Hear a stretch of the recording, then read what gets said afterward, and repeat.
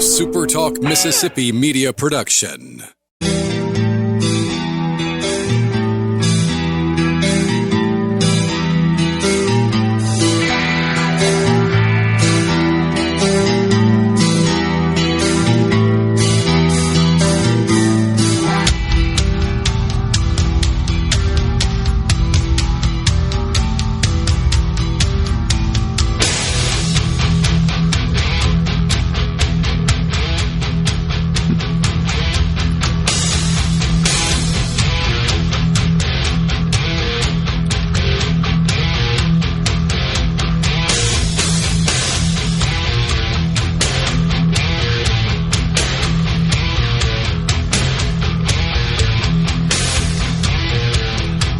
The Sandman has arrived. The best advice he has for you, roll over. Hit snooze. Get another few minutes. I would have, yeah. But I knew I was working with you today, so. Oh, I did. Yeah. It's got nothing to do with you. Bright and early, man. Yeah.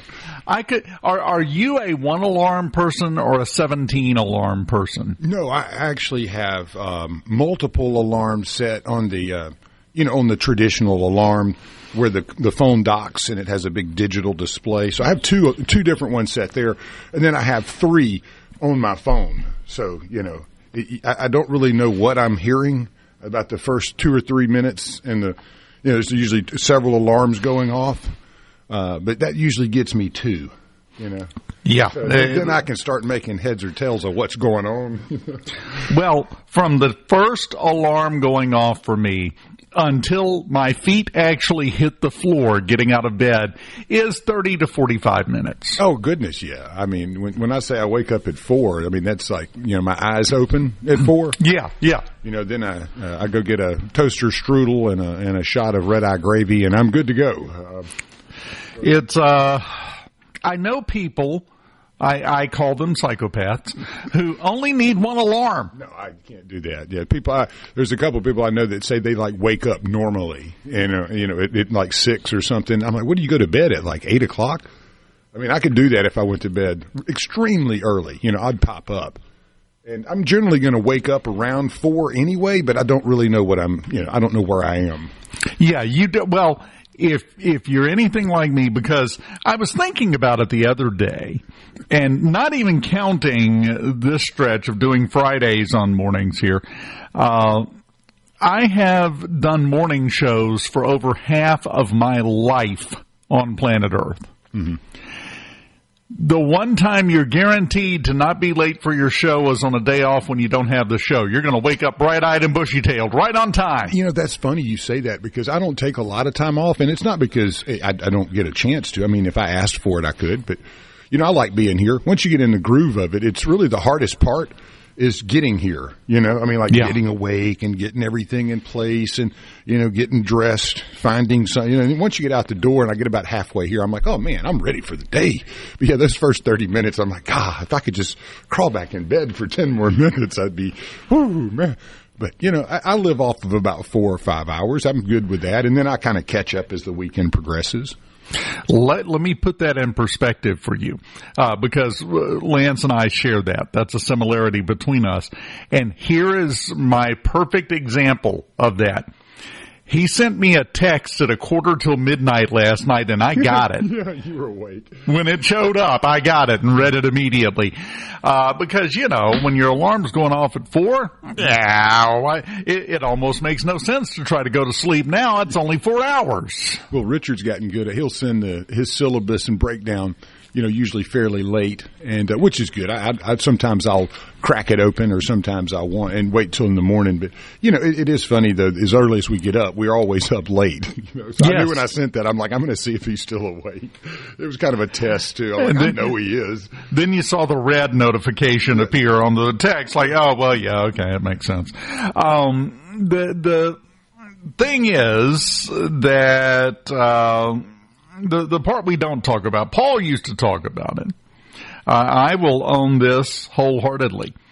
When I get off, I'm going to stop by after the show is over, pick up some breakfast, go home to my wife. We'll sit there and have breakfast, and I will do what she refers to as the daily recounting of your show. Mm-hmm.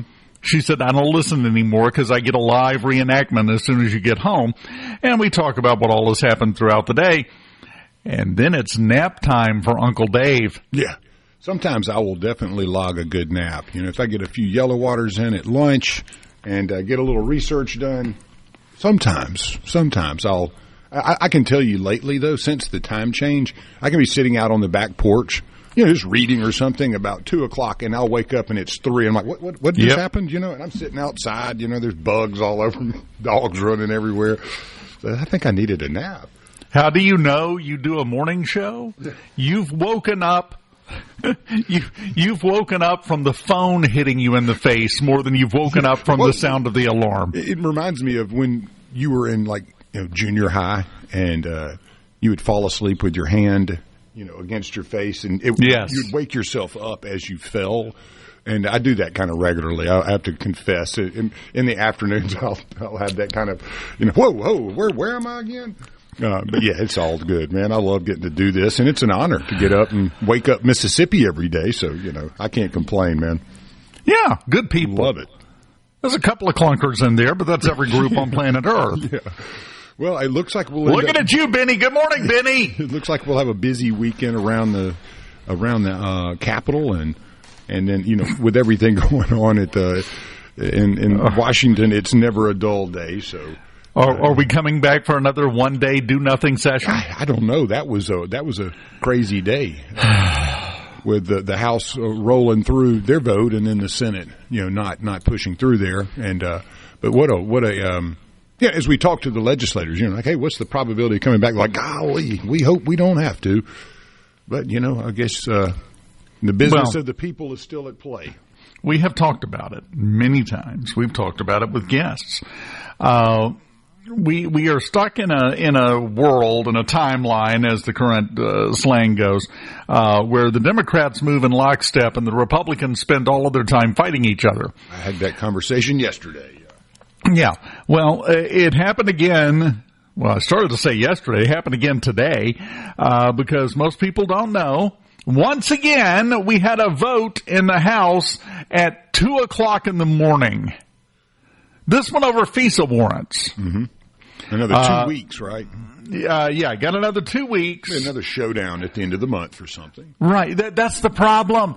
We have gotten so bad at kicking the can down the road, we don't even kick it very far anymore. That leads to a continuous bout of infighting. There is no break. There is no cooling off period. They had originally wanted a much longer extension. I think President Trump wanted a couple of years. 18 months was discussed. That's what Speaker Mike Johnson wanted. And we got 2 weeks so that we can come back and start fighting again. Well, today is the 17th. It expires on the 30th, this new extension. So we got to start fighting it today, or keep fighting it today. This is the governmental version of busy work. I guess, yeah. It's kind of like hiding from the boss more than anything. Yes. We'd say that when you're up in on the Hill, and the congressman, he would go home to the district to do a little glad handing and politicking and seeing everybody, and and you'd be like, yeah, man, we don't even have to worry about hiding from the boss this week. So it's kind of that mindset where, the people are the boss, and you're just kind of hiding from them right now. You're not getting the work done of the people.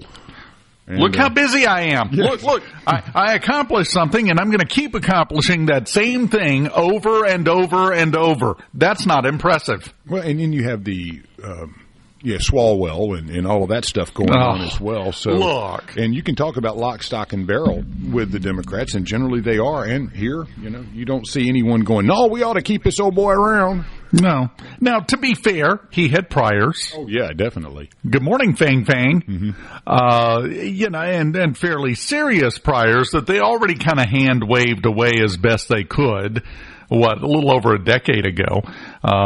In case you forget, Representative Eric Swalwell is the one that had a Chinese national spy working in his office while he was on the House Intelligence Committee. Yeah. I can't remember her first name. Was it Christine? Something like that. Last name Fang. She went by the name Fang Fang. Mm-hmm. and he was having a relationship with her while she was working in his office and pumping him for information and doing all this spying for China. And Swalwell was allowed to stay in Congress then. Now we finally got rid of him. You know why we got rid of him. You know why he went away, right? They finally decided it was time.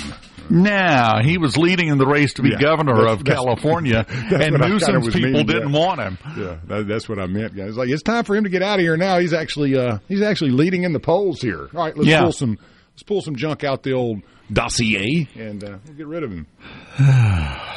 So, yeah, it's just getting a bit tiresome at all levels. Let's accomplish something, anything. And I'm sorry, a 2-week extension on a thing that we're going to immediately start arguing about again today, that's not an accomplishment. You've done nothing.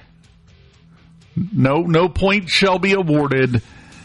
You get no pride. You don't even really get a participation trophy because it's just kind of happening at 2 a.m. while you're taking a nap. Just my thought. Oh, we'll tick off some more people before the day is over. I have no doubt. It's Take No Prisoners Friday, and we'll continue on mornings on SuperTalk Mississippi right after this. From the Venable Glass, Richard Cross. The monitor switch lets you hear Breaking news. SuperTalk Mississippi. Let's celebrate. We're gonna have a good time tonight. Let's celebrate. It's alright. We're gonna have a good time tonight. Let's celebrate. It's alright, baby. We're gonna have a good time tonight. Let's celebrate. It's alright. Cool and the gang. You got it, man. Oh, you want to hear a funky song? I believe it was Cool and the Gang did a song called Misled. Mm-hmm.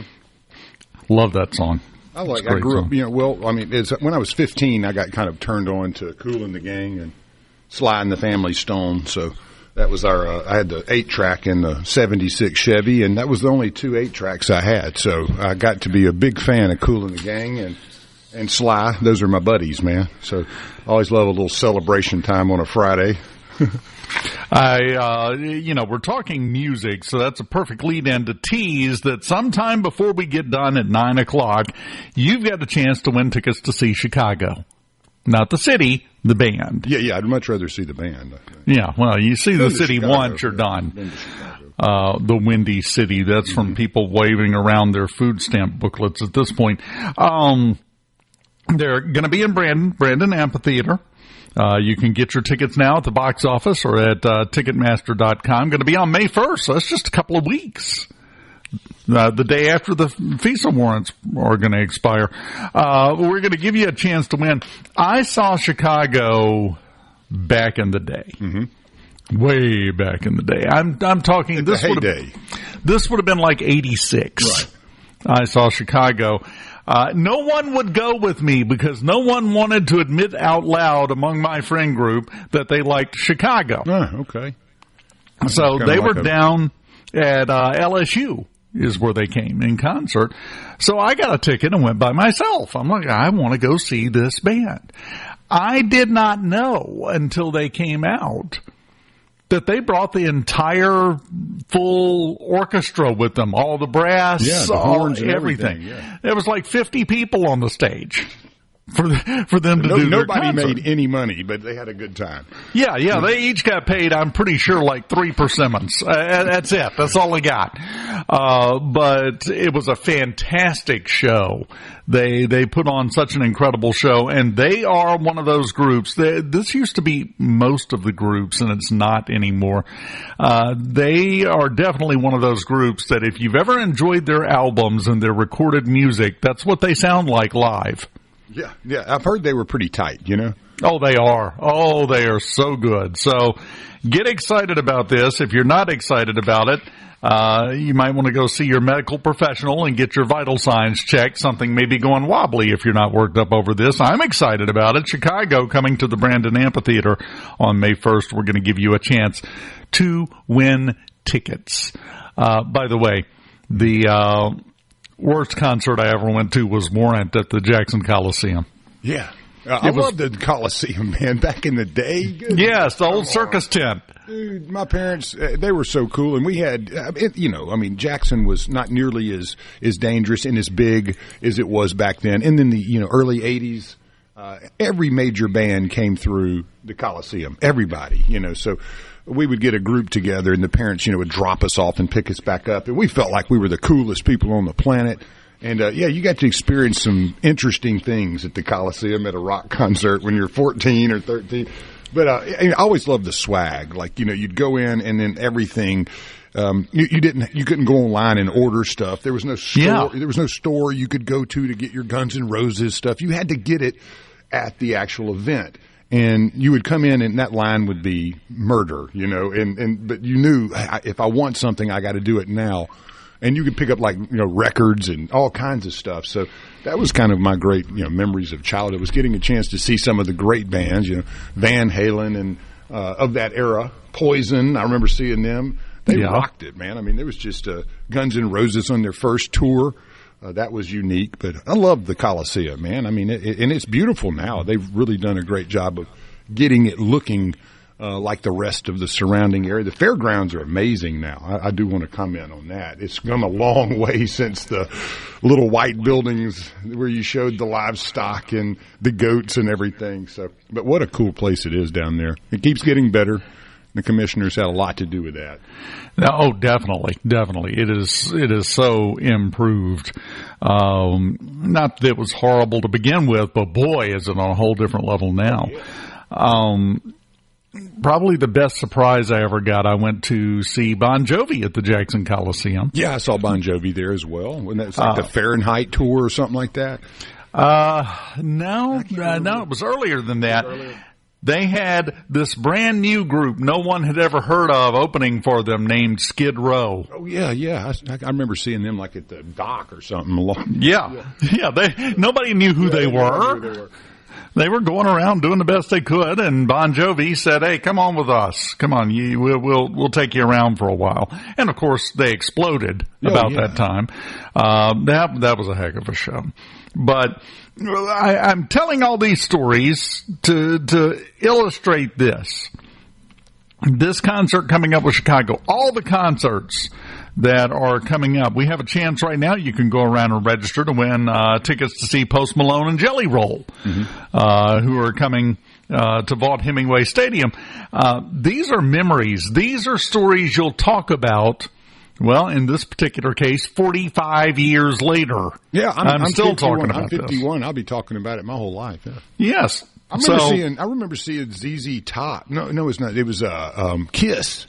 In some little hole-in-the-wall bar in Birmingham, and they were decked out to the heels and everything, and there was nobody there, and it was like the 90s when nobody cared about big hair music anymore. And then you're like, yeah, this is weird, man. And then, it's come back around, thank goodness. Yeah. I remember that like it was yesterday.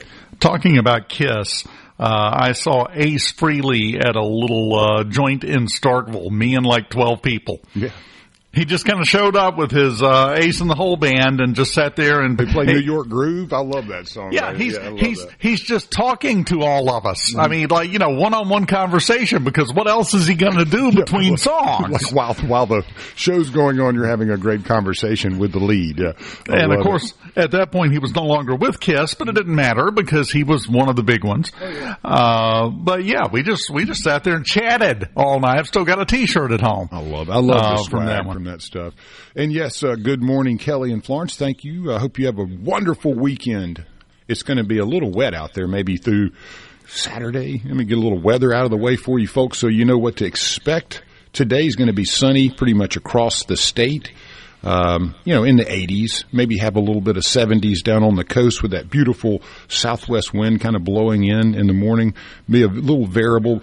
You will be looking at some rain potentially on the coast as of Saturday night. Probably should get through Saturday pretty nice though, 78. Again, the coast seems to have the temp that you're looking for here around the 78 at night, about 67. But you should expect some rain Saturday night into Sunday. We look up in the Delta, again, sunny through the day. Should be a nice night, around 66 tonight. Showers could pick up tomorrow around 1 o'clock or a little bit after. So the chance of it's about 70%. So you're probably going to get some rain there in the Delta Saturday night. The same thing. Showers are possible, 90%. And then Sunday, as you get to it, it should be sunny and pretty, around 71 degrees on Sunday. And it'll get down to 46 Sunday night. So getting that little cool snap here, the last one. Enjoy it while you can.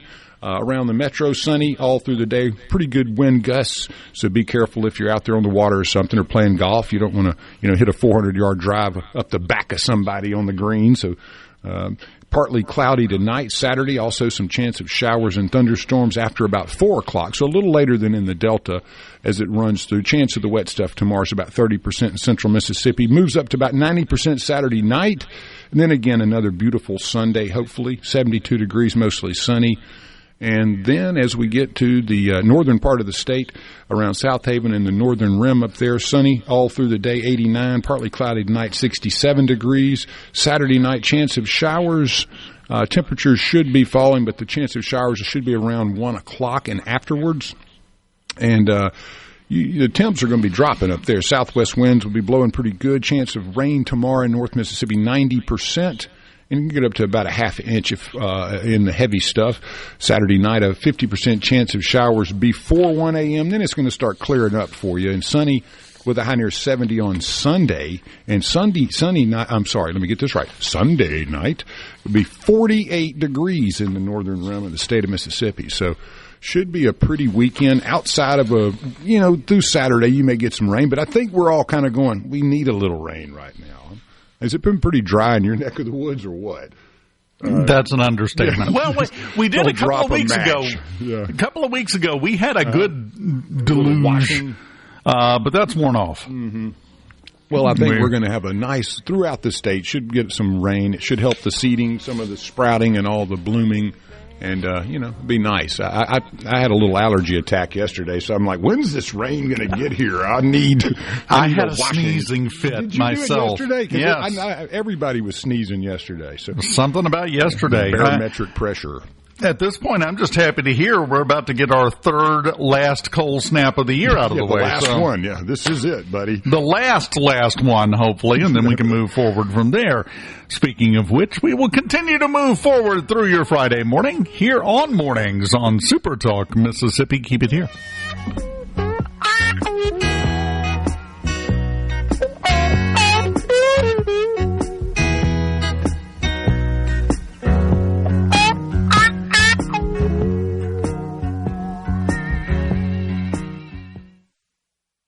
From the Seabrook.com. Mornings with Richard Cross. Let's get on with the show. Check it out. Super Talk, Mississippi.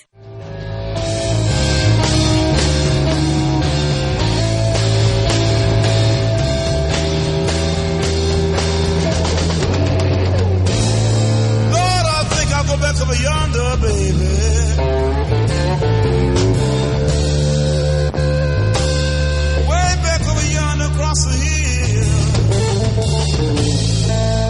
Known as electric church music.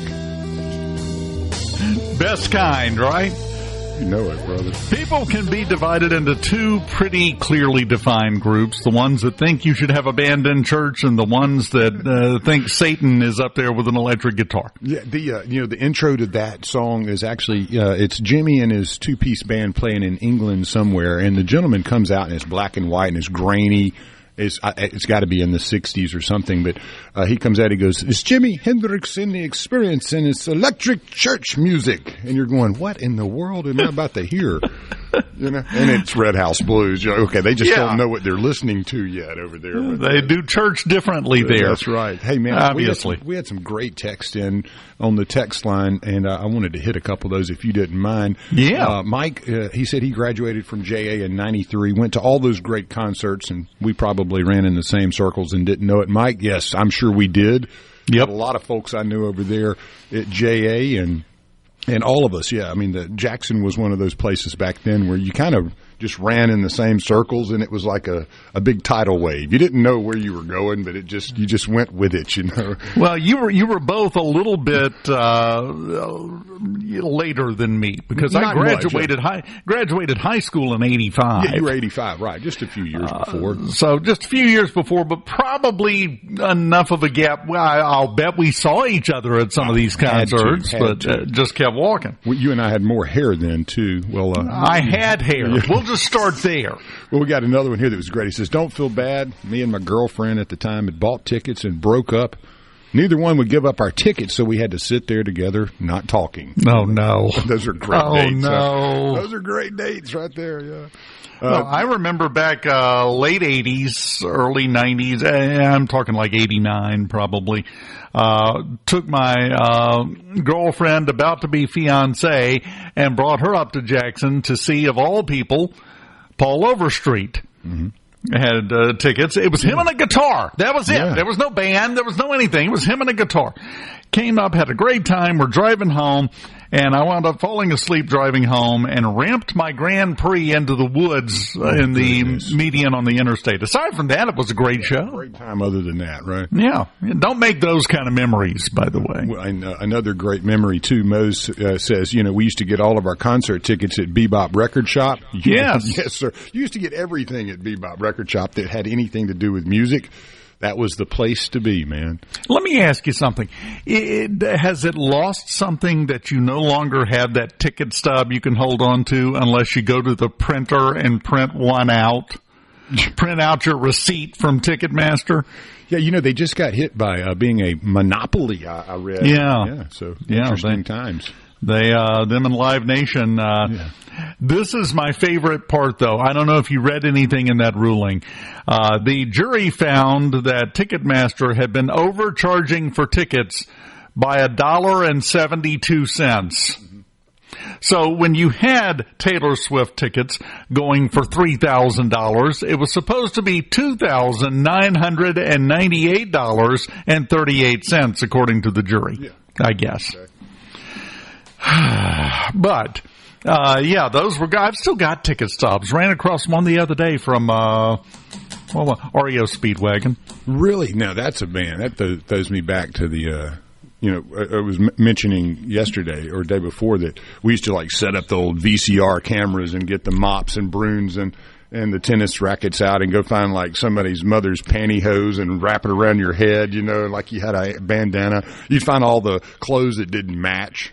You roll called, and then you would like do a music video because that was what was cool then. Oh, you just brought back a memory from that REO Speed. It was REO Speedwagon. Cheap Trick was the opening act. Oh, goodness gracious! Yeah, they had just hit it big with "I Want You to Want Me." Uh-huh. Oh, yeah, that's a good one too. Yeah. Good so anthem song. They were the opening act, and then REO Speedwagon was the main event, if you will. Bought a shirt there. Talking about the merch earlier. Mm-hmm. This is how you know it was in the early 80s. This shirt, it's probably still in a closet at my mother's house somewhere. This shirt had the ripped out sleeves on it, made that way. It was ripped at the bottom, had the logo. It was this bright electric blue. And I saw it and said, oh yeah, that'll look good. We were all brain damaged in the 80s. I'll tell you that up front. It was the hairspray, man. I mean, everybody was herfing hairspray. I mean, between your mom, your dad, your sisters, and, all the stuff you had to put on your hair to keep it feathered and looking good. So imagine any of us have any hair left. I got to tell you, at the REO Speedwagon concert, it wasn't hairspray everybody was huffing. No, it was not. But, that you're indoors and you opened that inner door to go into the actual arena, and you couldn't see the stage from up there. It was a wall of smoke, and I'm like, it's going to be that kind of night. Yeah. Okay. I remember my first experience with going into the Coliseum and smelling that, and like, what is that smell? And we were all like, I don't know. We were too young to even have any idea what that kind of weird Something smell died in here. What's that? Yeah. Did they leave the garbage out or something?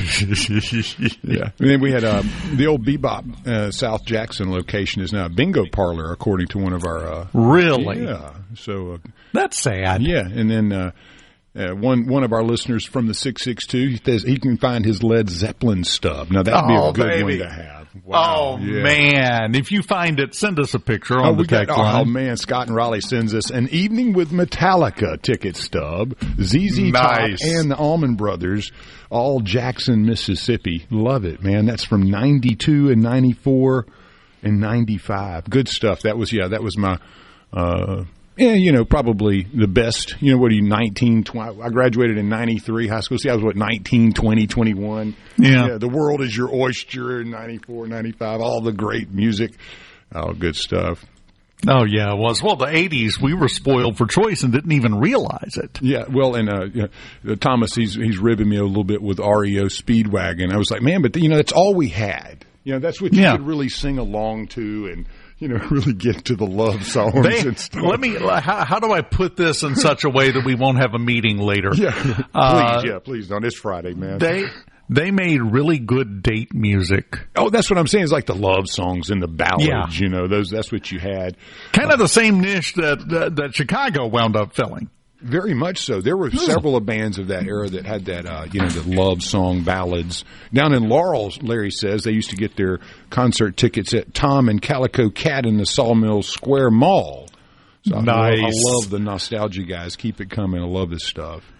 Yeah, this is, and it's a perfect time to talk about it because, again, Chicago is coming to the Brandon Amphitheater in 2 weeks, May 1st. Yeah, and, he says he still has his Eagles, the Hell Freezes Over tour. Yeah. Good stuff. Well, we can get to some what happened on this day. I wanted to mention. I think we just did, but we could do some others. We were all happening on this day, I think. On this day in history, Barbara Bush, she passed away at age 92 in 2018. And she always had that look of just a mature and very centered, kind of grandmotherly. It was always. I never remembered her young. Do you? No, I think she was born 70. Yeah, I think she was like. When George Bush went on a date, it was like, why didn't you bring your mom with you? Well, that's actually my wife. She had that look. You just know if you showed up at 7 years old at the back door of the White House, she'd bring you in and give you a freshly baked cookie and a glass of milk and ask you how your day was, sweetie. That was her look. You got it, man. You know that. And on this day in history, a great author, some folks may be familiar with Gabriel Garcia Marquez, Colombian novelist, ended up living in Mexico City, Love in the Time of Cholera, and The General and His Labyrinth. The General and His Labyrinth is an excellent book. Said about Simon Bolivar, and as he's kind of coming off of power, as he's kind of dying in Colombia around the Magdalena River, and he reflects back on all of this conquest. It's a really well done book. And this has no relation, but Mariano Azuela, the Los de Abajo, The Underdogs, is another great book, but he's a Mexican, and it really goes through the Mexican Revolution. And I love the book because, and I always keep it. I've had a copy my whole life because it really illustrates what happens in revolution, where you go into something with all these great ideals and you have a direction and you know what you're doing, but as it goes on and as the revolution continues, you lose track of all of that. And all of a sudden, it's really just fulfilling your needs. And you see that in so many cases, and you wonder why the Cuban Revolution or the Iranian Revolution and all these revolutions peter out and it never achieves what it was designed to achieve because people, they lose the focus. You lose the path. And before you know it, you're voting at 2:09 in the morning on a 2-week extension on something you were trying to extend for 5 years. Right. You got to, the revolutionary mindset, is deadly for longevity. It's not sustainable. No, it's not. And it changes the mindset. It's like, you don't always want to be revolting and rebelling, and because eventually you do. You lose track of, where you're going on that, and it just becomes chaos. You said you don't want to be revolting. You're bringing Maxine Waters back up again, if you ask me. Well, I ordered a. Never mind. I'm not going to go there. So. I wanted to have her. I want her wig. I want to wear that on Fridays from here on out. That's the beauty. That please, I think is the word I'm looking for here. Mornings presented by Community Bank, rooted in our community. CommunityBank.net. We are going to look at your bank account and how much bigger it could be with the help of the Mississippi Lottery right after this on SuperTalk Mississippi. Keep it here.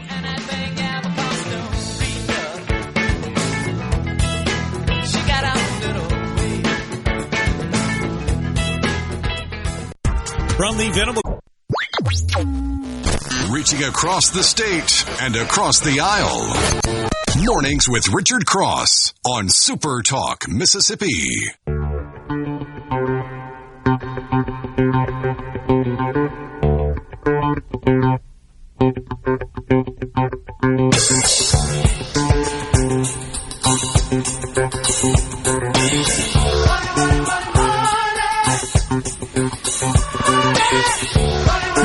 Welcome back to the money, to the cash, to the fat stacks.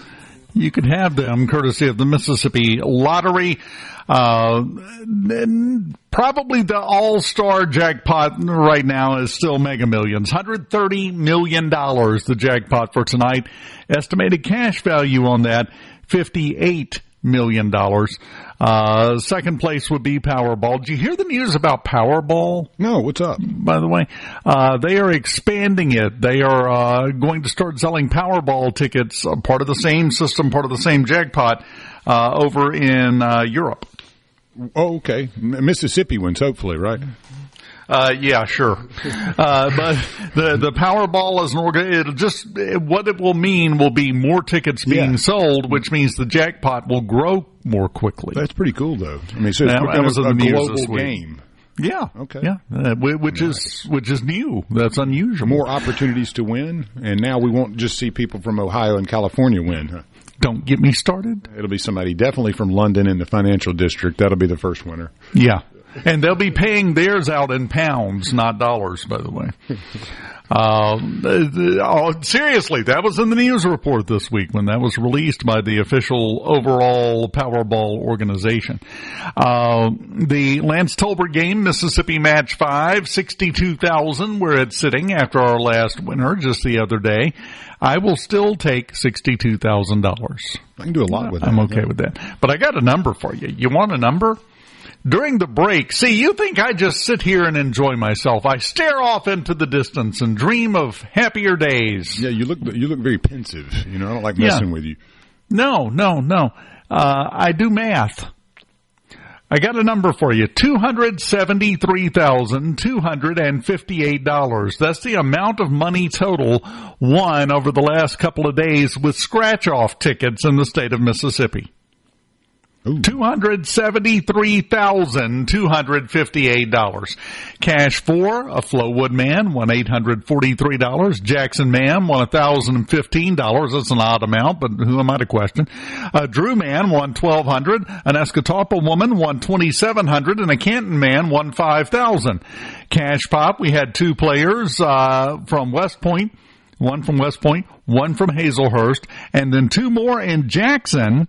Each won $1,000. So that's another $4,000 right there. Houston, Texas man won $1,000 on Mega Millions. Bought his ticket in Newton. Millionaire for life. No millionaire winner, but a Grenada woman won $7,500. The big one, $20 ticket. $20. Focus that amount in your mind. $20. The Triple Red Sevens. A Columbus man won $200,000 for spending 20. Yeah, that's you risking some, you get some, huh? Yeah. And then the Millionaire Makers, the $30 ticket had a $2,000 winner and a $50,000 winner from Ocean Springs and Gulfport, respectively. So there's a lot of money being won. You deserve your share of that. I do, yeah. Thank you. You don't get it if you don't get your tickets.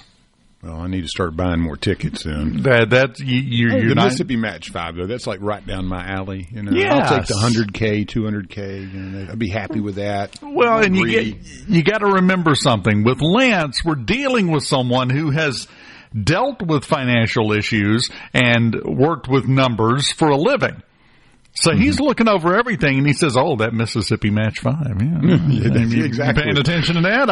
I'm looking at the odds. I'm looking at the return on investment here, and I'm thinking that one might be a good one." I had yesterday, man. I was deep diving. Thomas will tell you because he and I were texting back and forth a little. But I went into like 50 years of financial research, politically, correlated all that stuff. Man, I was deep into it. The numbers, they never seem to escape me. I need a calculator most times. I mean, I can do stuff in my head, but I'm good at the theory. And in practice, I need some tech to help me. I'm not a mathematician, but I know how to make it work, Second biggest cause of our financial problems now, Hoover spent way too much on his dam. Yeah, there you go. That's a joke, by the way. That's a joke.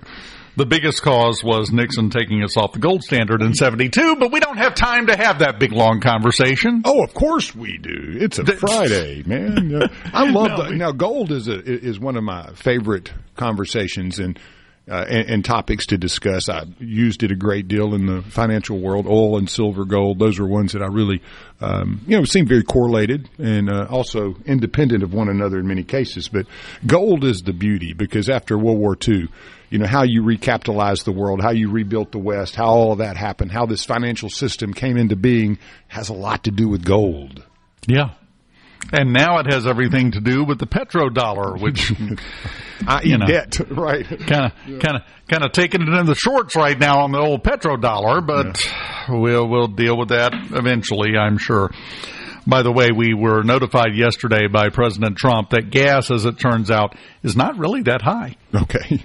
He said that out loud to a reporter with a camera rolling. When you got his bankroll, it's not. He's not filling his own car. So, we've got news coming up from Fox News, SuperTalk Mississippi News, and then hour number 2 of mornings on this Friday morning right after this. Keep it here. The views and opinions expressed by the hosts, guests, and callers on this show are not the opinions of TeleSouth Communications, its management, or advertisers. This is Mornings with Richard Cross. Let's do it. Super Talk, Mississippi. Oh, baby, I did it again. I played with your heart. Got lost in this game. Oh, baby. Your theme song.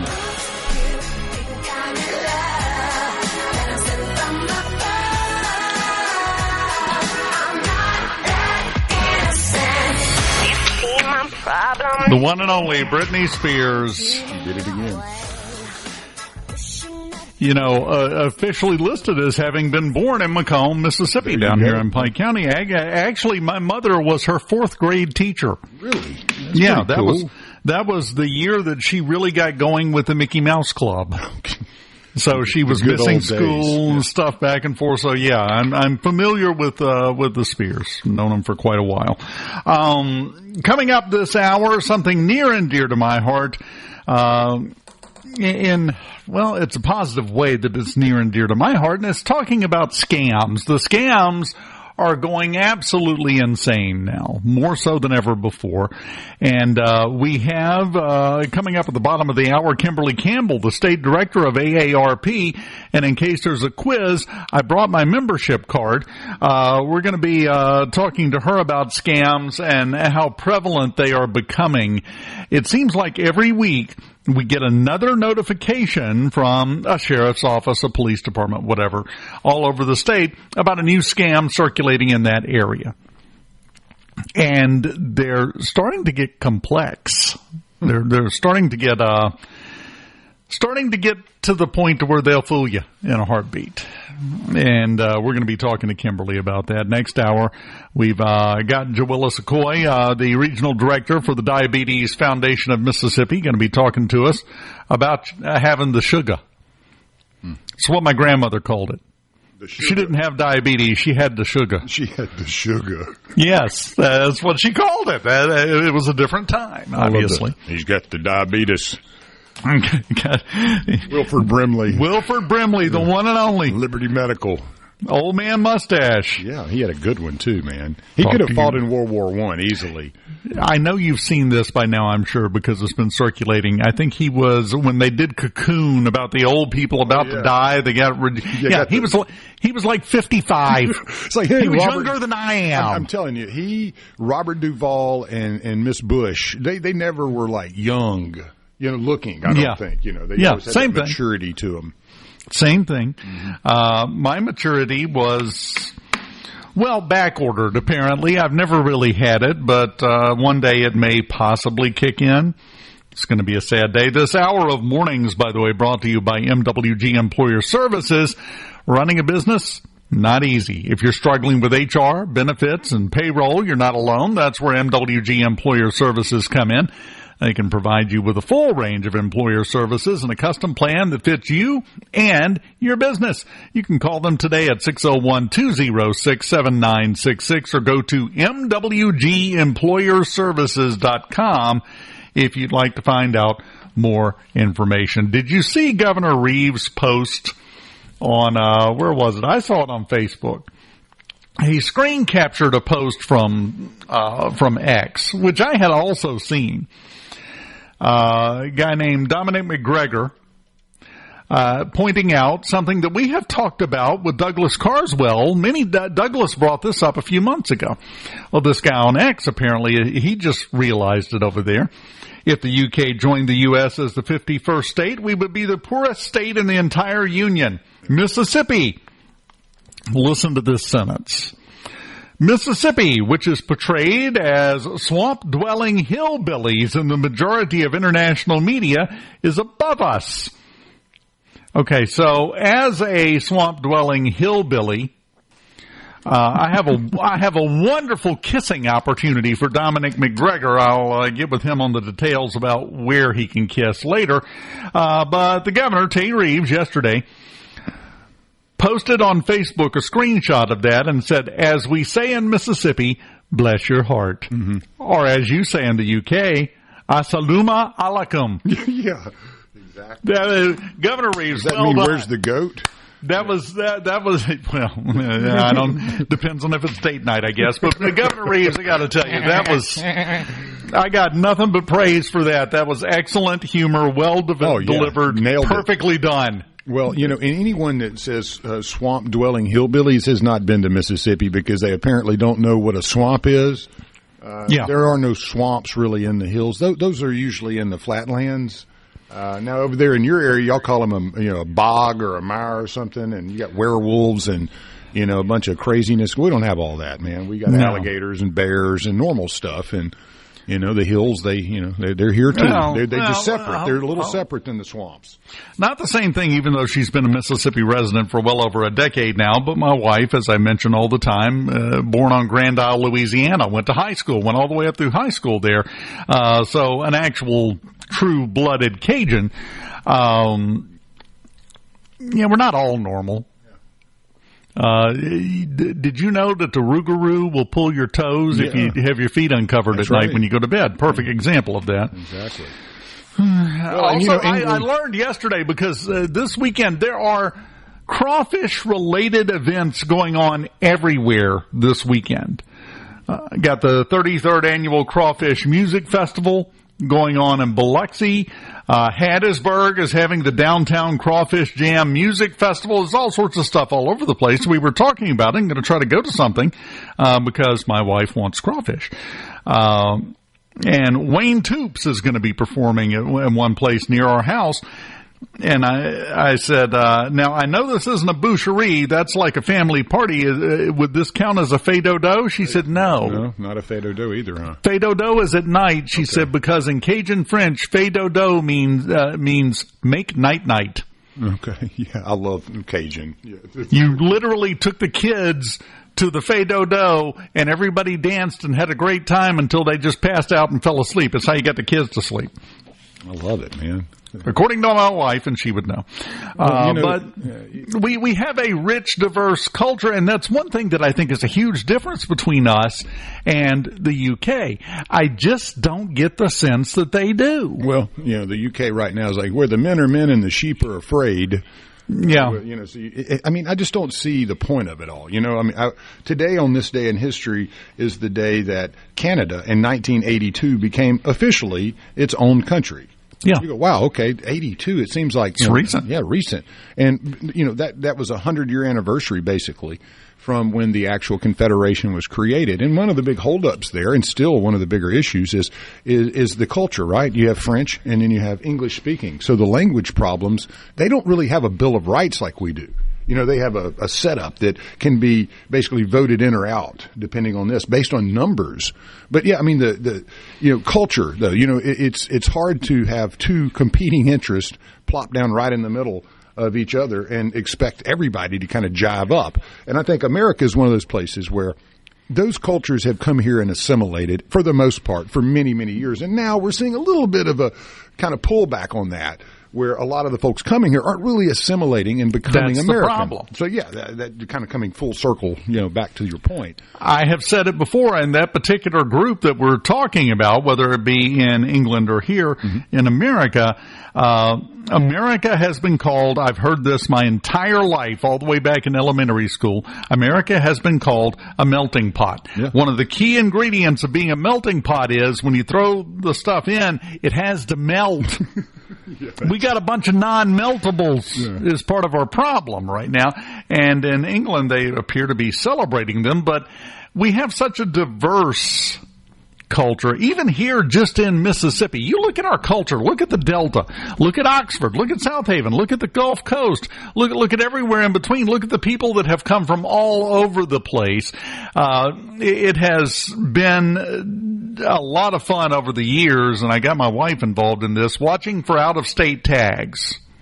We had an Alaska tag in Pike County the other day, and I'm like, That's a heck of a drive. Yeah, but people come from all over here, and a lot of them, when they come, they stay. You don't get that impression about the United Kingdom anymore. If you ever did. There's so many, too, that, a lot of their wealthier have taken on, more primary residences over in places like Dubai, where, a lot of the folks that have come into their country have been coming from the Middle East. So it's an oddity in that it's like they're passing each other on the trains going in opposite directions to whatever destination it is, where you've had such an influx of a culture into England and the UK that doesn't seem to jive up well with the Western values, where you have Westerners moving to countries that are extremely dictatorial and authoritarian. That's something you fought against. I mean, it blows your mind at the paradoxical nature of some of these problems, but like you said, culture. You have a culture, embrace your culture, and if you come to this country, be a part of this culture. That's the key. Another difference between us and Canada. Yeah, 1982, they officially broke away from England. Yeah. Go ask them who's on their money. Right. Oh yeah, they broke away. Yeah. They're completely separated. Bull. But anyway, I just wanted to brag on Governor Tate Reeves. That was ultimate. Like a dozen words total, but boy, did he nail it. Great job. I was impressed and I was proud of that. Keep up the great work. Because there are some people out there that deserve to be Mississippi slapped. Since you're up early, you get the news first. Back to Mornings with Richard Cross on SuperTalk Mississippi and the SuperTalk app. When all in all it's just like you love me all you.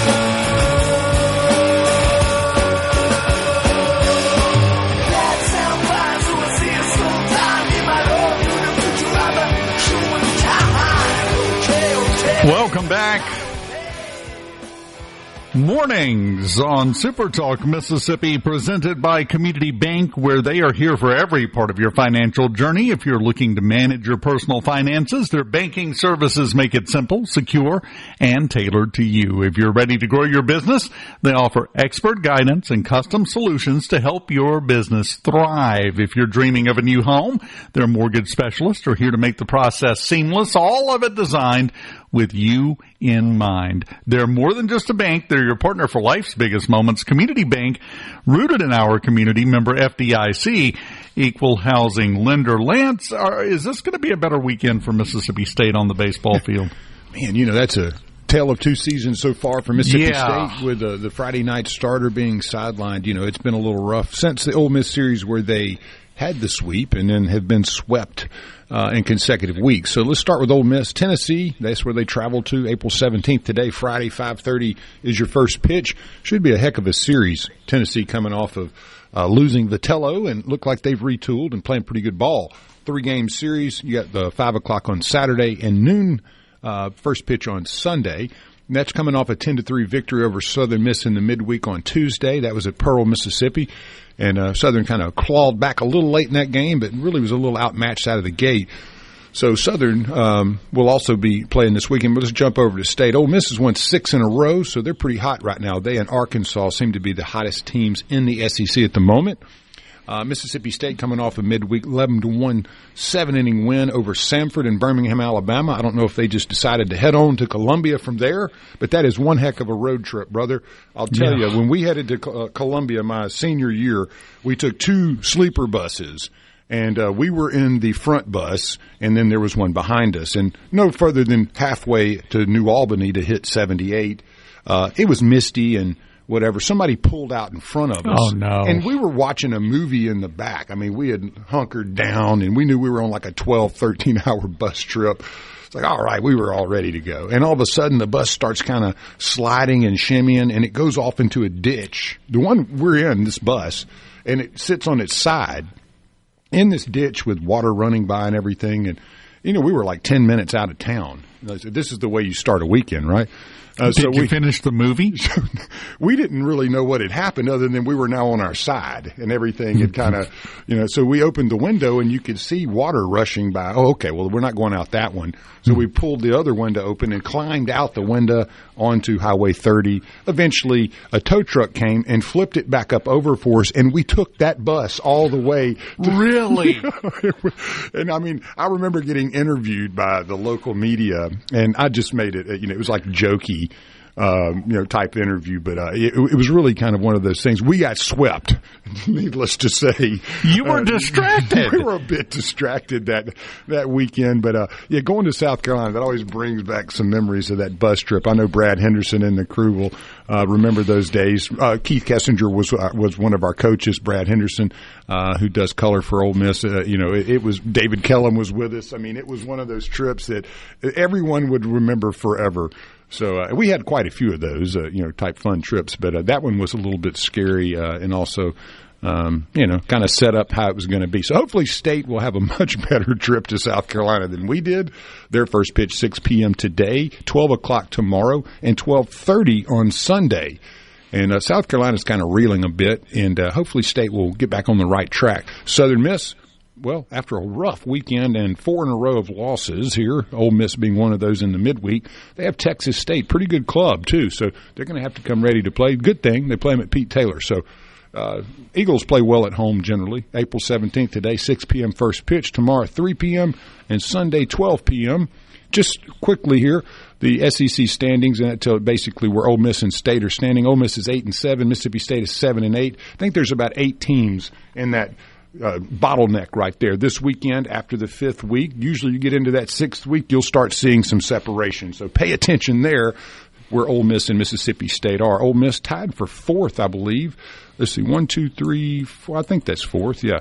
And State is, I believe, tied for 6th at the moment. So, and then in the Sun Belt, you have Southern Miss. Where did that go? Okay, there we go. Coastal is up there at 13-2 in the conference. Southern Miss 8-7, 1 game back from their opponent this weekend, Texas State. So big weekend for the Golden Eagles at home. Kind of get back on the right track again, somewhat similar to Mississippi State. A little bit on a reel, but you know you can change that by playing good baseball. Just play winning baseball. You don't have to win them all. Just got to play winning baseball. Find it interesting that we started so strong this season, and now everybody is basically playing 500 conference ball. It's tough. Either one game above it or below it. So we started out just taking the world by storm, and now it's kind of now there have been some issues. State, as you said, their Friday night starter. That's one of the wheels coming off of the bus as it hits the ditch. Let's just call it what it is, you know.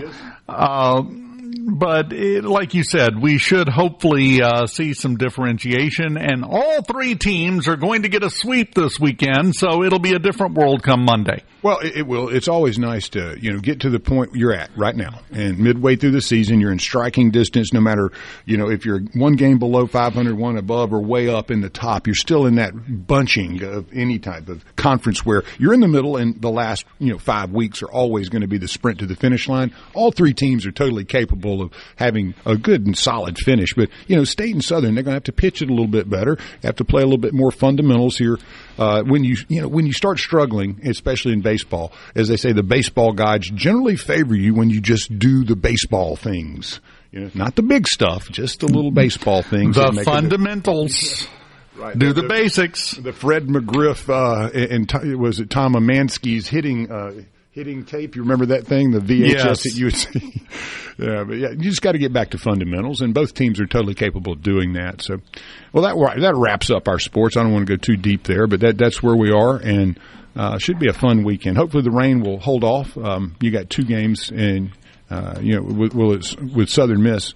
That's going to maybe affect the way, the weather may affect it a little bit. In Columbia, Saturday, that front that we're going to get is going to run up through the East Coast.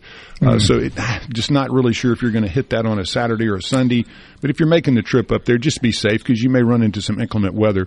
And same with Ole Miss in Knoxville. That storm is going to cut through, just not really sure exactly when. So if you're traveling, just be safe. There is a non-zero chance of a doubleheader at some point this weekend. It looks, as early as the Sunday games are. I don't believe they're working there, but Saturday they always give themselves room to maneuver. And doing these games, just pay attention with rain on the forecast. Again, I can't predict what's going to happen, but chances are there will be some delays through the weekend, whether you're here in Mississippi or if you're playing somewhere else and on the road. So. Just be aware of that and kind of schedule accordingly. Yeah, that's all you can do. A lot of good stuff. I got to mention this before we go to break. When we come back, we've got Kimberly Campbell, State Director of AARP, to talk scams. But we're talking about weather. We're talking about getting out of the house and doing stuff. I would be remiss if I didn't play hometown boy for a second here. Broadcasting this morning, as I do every Friday, from the campus of Southwest Mississippi Community College in Summit, Mississippi, where today and tomorrow is the 15th annual Smoking on the Tracks Festival. Oh, yeah, it's a big one. It's a barbecue cook-off competition. I love a barbecue competition. They used to do one up in Oxford, and it was like the feast of the senses. Yes. If you have been having trouble with your appetite, go to any festival where they're cooking and just inhale.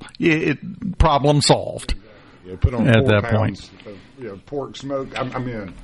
Yeah. So anyway, just wanted to mention that. We were talking about other things going on the coast and Hattiesburg, all over the state. There is a festival near you. There is an event near you that you can get out and enjoy this weekend while the weather is nice. We haven't gotten stupid hot yet.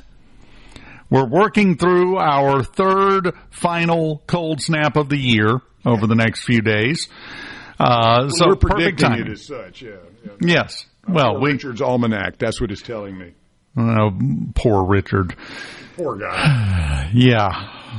Feel so bad for him. That grueling 4-day work week. Oh, yeah, it's tough.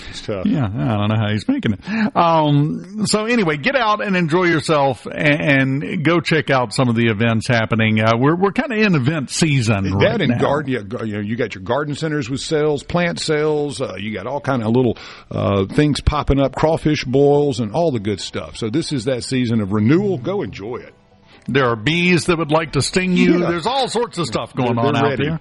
Yeah, so leave the house. Get out and enjoy it while you can, because before you know it, you'll walk outside and immediately the soles of your shoes will melt. So before we get to that point with the heat, just get out and enjoy the weather. Kimberly Campbell with AARP joins us next, and we're going to talk about scummy scammers. It's the only kind that exists, and we'll do that next here on Mornings. Keep it here. I had an hour of trouble, and I lived a life of pain. I sit back and let that water heal my brain.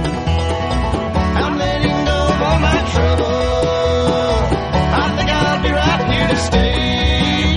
Well, the water keeps churning. in. Muddy water, take my pain away.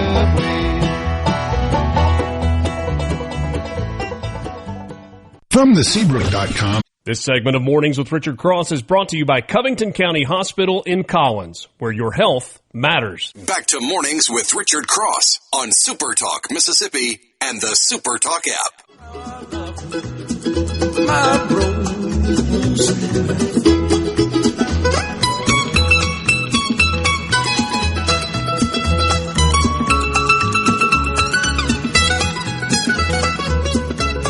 Welcome back. Super Talk Mississippi mornings on a Friday morning. Dave Hughes here, and joining us now, she is the state director of the AARP.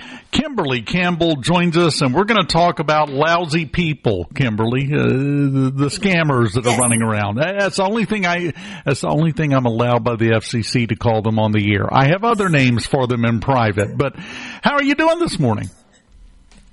I'm doing well. I'm excited to be here with you today.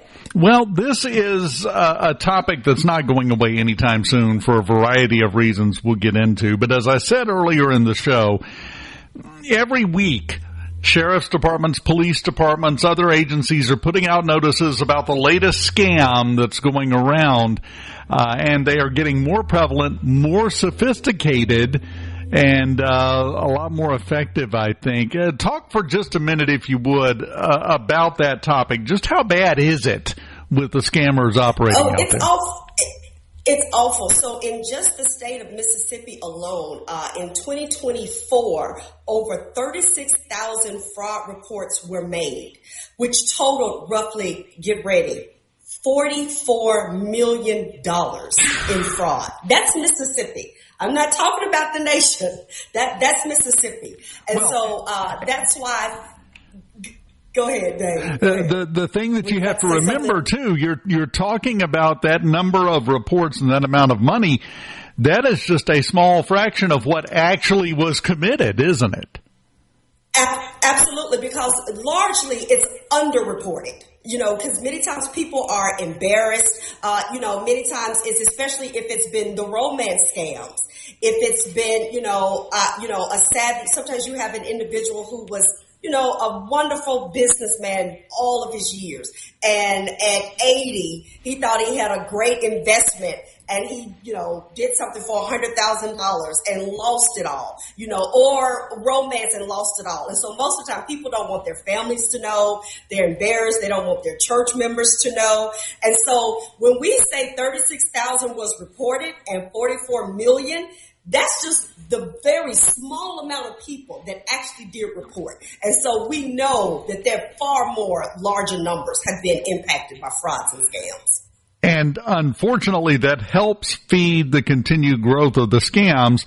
The fact that I would estimate the majority of people that fall victim to this never report it. And as a result, it doesn't get the platform and the attention that it would probably take to maybe reduce some of this, I would think. Absolutely, which is why with AARP, April is Fraud Blitz Month. And so that's really one of the things that we want to do is educate the people on what the frauds and scams are, but also to report. We tell people all the time, even if you think it's minor or you just don't want to please report it. Whether that's your local law enforcement, the Mississippi Attorney General's office has an entire division dedicated to fraud. Report to them. You can also report to the AARP Fraud Watch Network, and that number is 877-908-3360. Because as you just said, Dave, if we don't know where all the bad actors are, we can't impact policies. We can't make sure that we can try to catch some of these individuals and to shut them down. And so we really do want you to know what happens and to really report. Yeah, and that's the thing. And I think part of what's leading to this, we have an older generation who did not grow up with the internet. I'm Gen X. I remember, all of it. Every last bit. So you know what I'm talking about. Whereas the older generation was brought up to believe if you see it in print, it's true.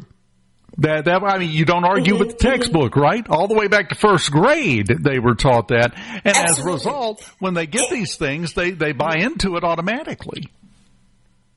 And authority, that great generation of the boomers and even the older, the first round of the Gen Xers, is still the belief in authority.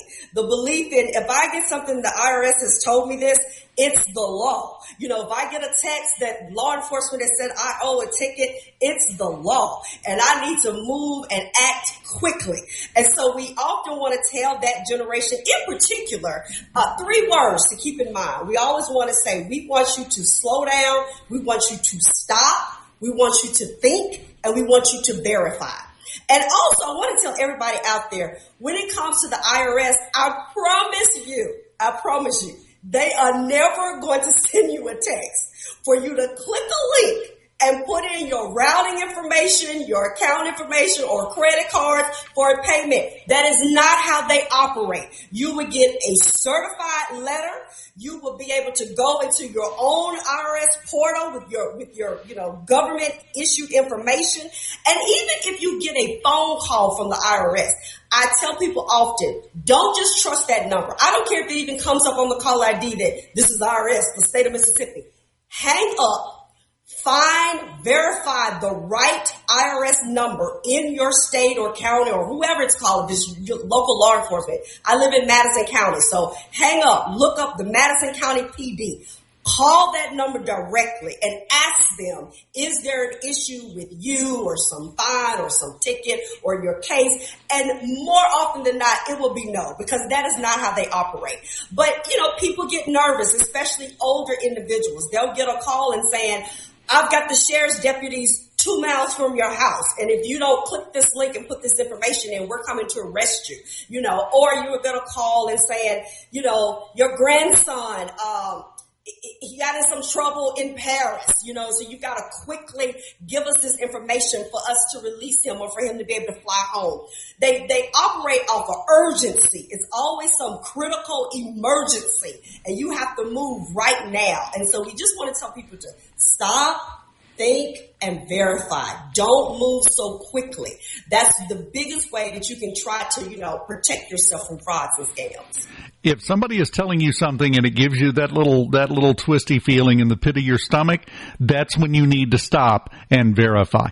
One of the ones that's been going around for quite some time, but it picked up again recently in the last couple of weeks, is the scam where they call you and say that there's a warrant out for your arrest because you missed jury duty and they're coming to get you. Yes. Let me go ahead definitively. Yes. And I dare you to find anybody that will disagree with this. If there is a warrant out for your arrest, they don't call and let you know. They just show up.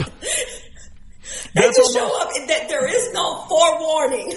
No, they don't say, hey, there is no forewarning. We're going to be there in an hour to arrest you. No, it doesn't work that way. It's never worked that way. But they never worked that way. They are masters at psychological manipulation, and they will manipulate people into believing it, even if they know it's not true, catch you at the right time. Absolutely. And it's a problem. And that's why at the right time, you'll be emotional, and I also tell people, even when it comes to the romance scams, I'm 54, and I tell people all the time, I am too old to give anybody any of my money. So I'm not going to do it. I have worked too hard. So Kimberly? I tell people, whatever your age, if you have to pay to play, that is not the one for you. So please, people, stop giving people your money just for them to give you their time on this screen. They're not even real. And many times you may think you're talking to a woman. You may be talking to a man in another country. You may be thinking you're talking to a man and you may be talking to a woman in another country. Stop falling for this stuff, please. Yes, it's just that simple, because I'm sorry, if it seems, this is an old rule, it's been around since before the internet, if it seems too good to be true, guess what? Surprise, it is. And the other thing that you're speaking to there in terms of our generation, I don't know about you, Kimberly, at this point, I'm just tired. I don't have time for that.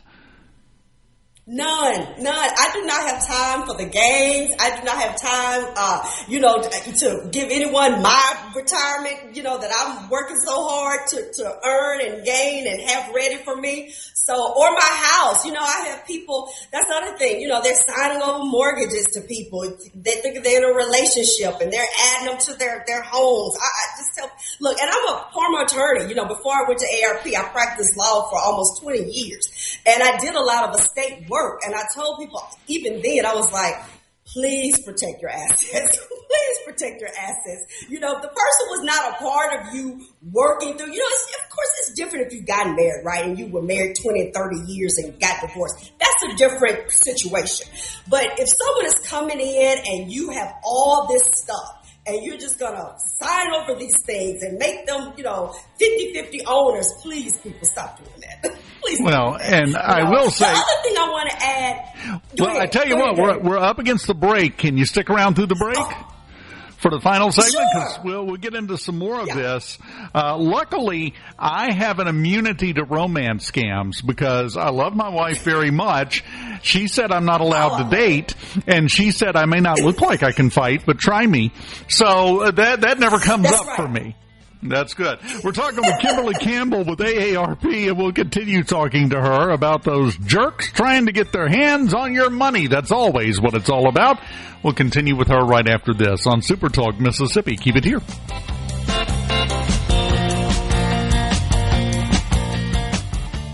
From the Venable Glass to Mornings with Richard Cross on SuperTalk Mississippi and the SuperTalk app.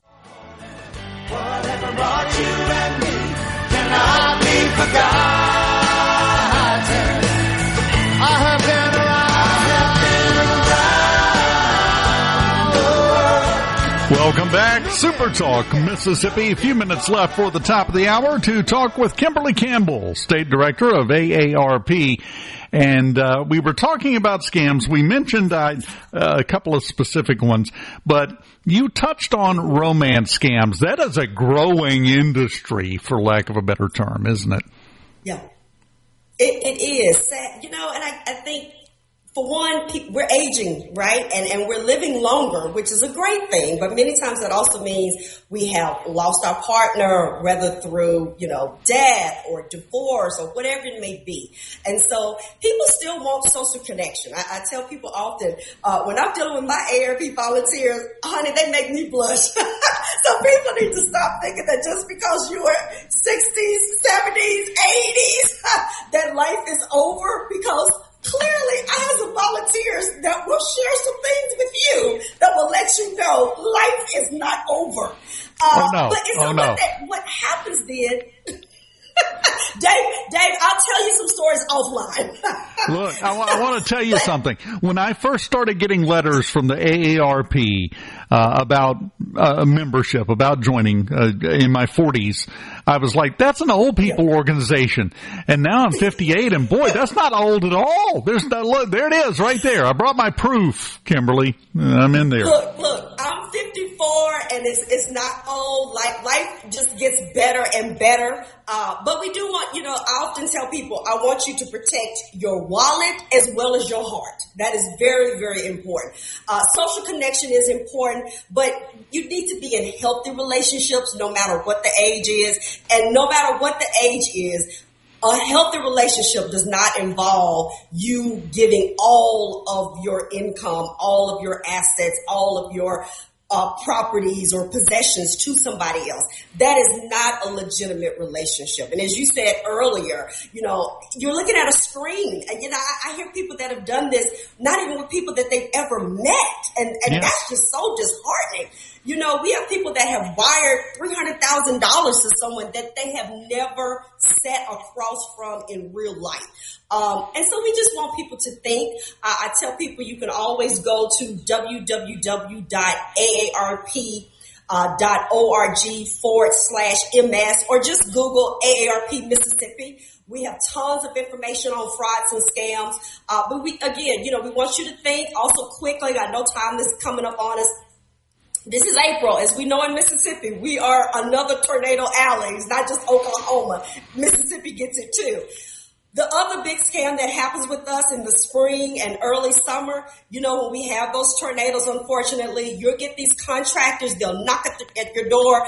And as you said earlier today, I can repair your fence. I can remove that 100-year-old oak tree that fell for just $3,000. If you just pay me in cash right now, and I'll be back to do it. Again, I tell people, if it's too good to be true, it is. Every time. Things cost money. So don't just give them your money, because guess what? They are never returning. You will never coming back. Never see them again. That's not how true contractors operate. Never see them again. In the romance scam area, they get hundreds of thousands of dollars from some people, but it doesn't start that way. They don't ask for that lump sum up front like a fake contractor coming to the door. They all of a sudden need $300 because they need their medicine, or they need $500 because of some emergency that has popped up. Cut off. Yeah. And then, or the gift cards. This is really how they get you. They have you purchase all these gift cards, because that's really hard to track. Law enforcement has a hard time with that one. And that money is gone. You're never getting that back. So once you go purchase $1,000 worth of gift cards and send that off, that's pretty much done. It's gone. The other big scam with the crypto ATMs.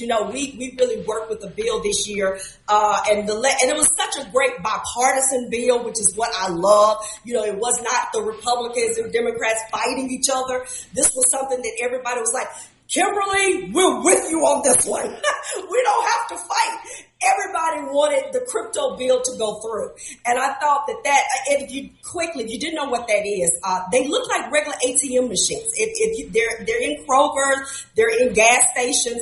And we've had people that have gone, and they have put in $5,000 a day into the crypto machine, $10,000 a day into the crypto machine. And it's not a true financial investment. It's just not. The people are robbing you. They're taking it. Most of the time, they're not even a bona fide crypto carrier.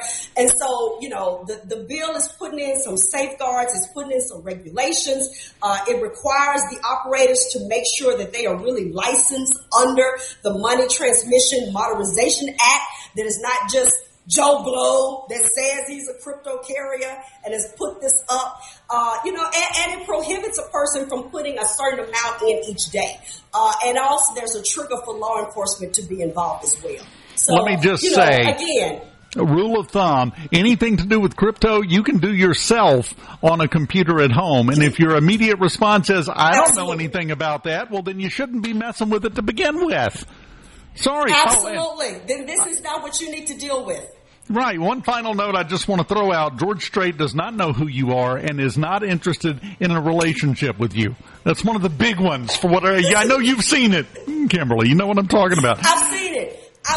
All the big, Denzel Washington, all these big stars of entertainment. I've heard people say that it was a big his name is escaping me. He's a current. On your radio, on our app, or on your smart speaker. We're always free.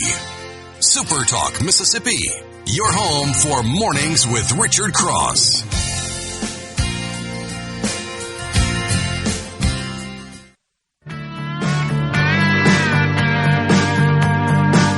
I can see by your grin that you're trembling within. Welcome back. Third hour of Mornings now officially underway, thanks to Kimberly Campbell from AARP from joining us during Fraud Prevention Month. Could have kept talking to her for the rest of the morning, to be honest, but we got other stuff to do, including at the bottom of the hour, Jowilla Secoy with the Diabetes Foundation of Mississippi. My Wilford Brimley training left me for a second there. I almost mispronounced diabetes. Diabetes. He's got the diabetes. I'm telling you, got the sugar. That's the term for it. She's regional director. She'll be talking to us at the bottom of the hour. Ran out of time, as happens sometimes. Last hour of Mornings brought to you by MWG Employer Services. You can call them today at 601-206-7966, or you can go to MWGEmployerServices.com to find out more. You know, we have Ms. Secoy coming in at the bottom of the hour, which means we're going to be kind of busy for the last half of the hour. We still have to give away Chicago tickets. Yes, sir, we do. We need to do that because I don't want you to miss out on the chance to see Chicago live. It is worth it. If you're going to go buy your ticket, go do it. You can get it at the box office of the Brandon Amphitheater. You can go through Ticketmaster, or you can go on us. That's your other option. You want to go ahead and do this? Yes, let's roll with it, buddy. Let's do it right now. What number texter are we looking for here? Let's do 7 today. We did 8 yesterday. Okay, 7. The 7th person to text us on the C Spire text line at 601-879-4395. The correct number, texting Saturday in the Park equals a winner. Yeah, don't text the number. Saturday in the Park, be the 7th one. 7th person to text in Saturday in the Park. Exactly that. Saturday in the Park. You have to know how to spell things like park. It's not P-A-R-Q-U-E. No, not here. In England? Oh, yeah. They're headed right in that direction. We're at 4. No, there we go. In just a second. 5. Oh, yeah. Won't take but a second because who doesn't want to go see Chicago? Yeah, man, that's what I'm talking about. 7. We got to win a chicken dinner. There we go. I'll get to you. We got that. Y'all don't have to text Saturday in the Park anymore. We have our winner. You are so silly. They're going to keep texting. Yeah, I know. I love it. Yeah. Keep texting. I can't see the text line this morning. Lance is having a look at it, so just text it for the rest of the hour. Yes, please. Yeah, text it. Give me about 80 of those. Yesterday we had so many. It's funny because, until you throw stuff out there like that, sometimes you don't really know how many people have that ready to go. I mean, it's amazing how quickly the fingers get to working when you're giving away some tickets. And then you have a good idea of like, man, we got a lot of people participating. Yes. Well, yeah, I tell you who's participating and who's listening. Mississippi. Good morning. That's right. Whoever our winner is, I hope they enjoy the show. Well, I don't hope that. I know they will because it's Chicago. Yeah. I say this all the time. We don't have groups like Chicago anymore. We just don't. They were of a different time, got started technically in the late 60s, but all the way through the 70s, had a big resurgence in the 80s, and just exploded and became iconic. What's the last brand new iconic band that you can think of? I mean, as far as a band goes, yeah, that's an actual group. I always I like Chris Stapleton. I think that he has that energy. The band is named Chris Stapleton, though, so I'm not sure if we can go with that or not. But what he's putting out and the quality of the work, I think it's going to stand the test of time. And I think he's going to continue putting out great things because obviously he's amazingly talented and has a really wonderful and talented wife too. So I think you're seeing something there that's really cool on the countryside. Yeah, but that's not a band. Yeah, it's not a band, though. So everybody has a band. Post Malone and Jelly Roll, 2 fantastic artists. They're going to have music behind them. They're going to have a band, but they're not a group. That's right. So I'm not sure. 2 solo artists. I'm so stuck in from the 70s to the late 2000s or late 90s probably. So it's hard for me to really probably participate in that. I'm not on the cutting edge of new music and new bands as much, but you think about the discussion we had earlier in the show that everybody was chipping in on. Who did we mention going to see and remembering and making memories? Yeah.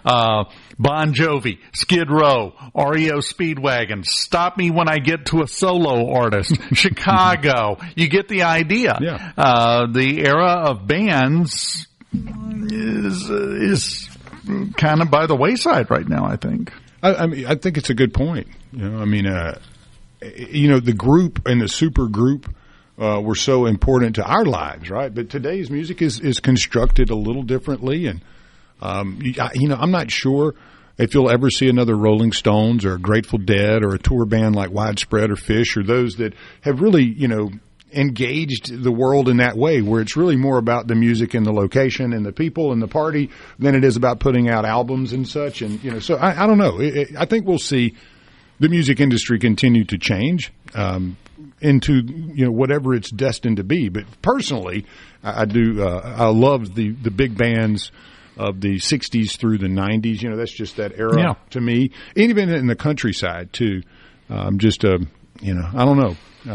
Even when we got to the 90s, the band started transitioning to a certain extent over to boy bands. Right. New Kids on the Block, NSYNC, all of those kind of things started really taking over. And now everything's K-pop, apparently. Apparently, South Korea is the musical capital of the world in some people's eyes. It's great to not have a clue what they're talking about while they bounce around in bubbles and pink and unicorns. I guess that's the new world we live in. That's how I know I'm old. The hottest musical acts out there right now, and I'm speaking specifically of K-pop. Every time I see one of them, I think I'm having some sort of seizure or stroke or fit. Yeah, it's like a throwback to when Barbie came out, and Hello Kitty and all that mixed into one. It's like, yeah, this is weird, but okay, and it's such a mix of, like you were saying, it's like so many different things going on. But really, it's just like a few girls up there dancing and you don't even know if it's real. I mean, that's the thing when you look at K-pop, you're like, I don't even know if these are real people. It very well could be total AI. I don't know. You talking about Chris Stapleton. I'll show you the difference. Mm-hmm. Chris Stapleton. Okay. Name somebody in Chicago. I can't remember the names of those guys. Right. Yeah, but you remember the names of at least one person in the Chris Stapleton band. Yeah, I remember him. Chicago? Yeah. Chicago. Well, I mean, Peter Cetera, I don't think he's with them at this point. But Peter Cetera was about the only one because he broke off and had a little solo career for a while. But that's what I'm talking about with a band. In a lot of cases, you either knew all of their names or none of them. Yeah. Because you were there for the music, not the experience, not the synchronized dance. You were there for the music. Well, and his original band, the Steel Drivers, before anybody really knew who he was as much, that was an excellent band. But again, they don't perform together anymore, I don't believe. So that would not be a band that we could, use in this example. To me, Guns N' Roses, as one of our listeners said, is there a better super band more recent? No. I don't know. I watched their first tour and watched their whole career and really admired it. And, I don't know if there's somebody that put out that kind of quality over such a long time or if anyone ever will do that again. Well, we kind of read that was towards the tail end of the era of the band. Mm-hmm. And I mean, even then they split off, Slash went on to still be a musical icon even without Guns N' Roses. Yeah. Of course, Axl Rose went on to consume quite a lot of cake, apparently. Still got the voice, but but it happens to all of us. Yeah. But then you move past that. When's the last time you heard about a big band taking over, like Chicago did, like Aerosmith did, like the Rolling Stones, as you said, any of them? That era has fallen by the wayside. Music industry has changed severely. Well, and I like, living in Oxford for as long as I did, there was a band there that was more recent, and I grew up in Oxford listening to Beanland and Kudzu Kings and Cardinal Fluff and a lot of those great bands that came through there that were kind of, anchored there, and I loved them, and they all went on to do different things mostly.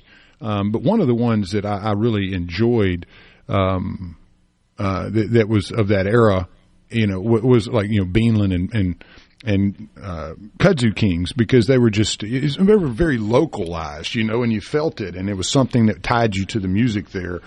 But I don't know, man. It's hard to put your thumb on it.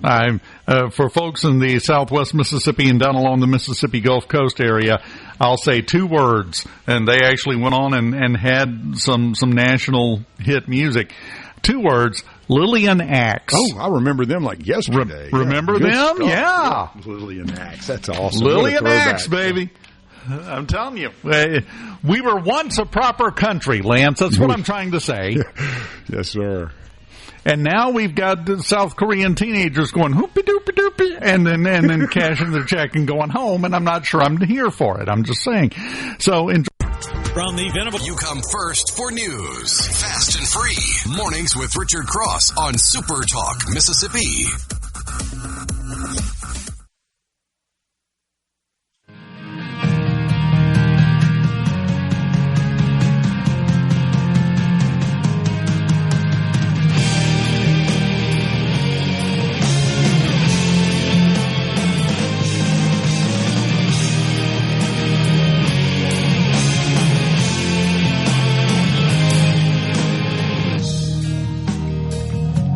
How could we forget the Smashing Pumpkins? Amen, brother.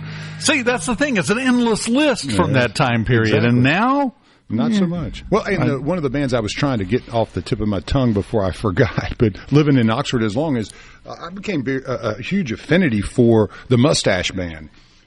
Those guys are absolutely some of the most fun musicians. They have real jobs, and then they go out and put cowboy gear on and have a blast. They cover a lot of stuff, obviously, but they're just so much fun. It's the mindset of the band, that you were just talking about, and each and every one has this distinct personality and just a show-stopping type outfit that you can just have a lot of fun with them, and that's what to me music is supposed to be, right? It's supposed to be fun and enjoyable, and get out there and jam a little bit.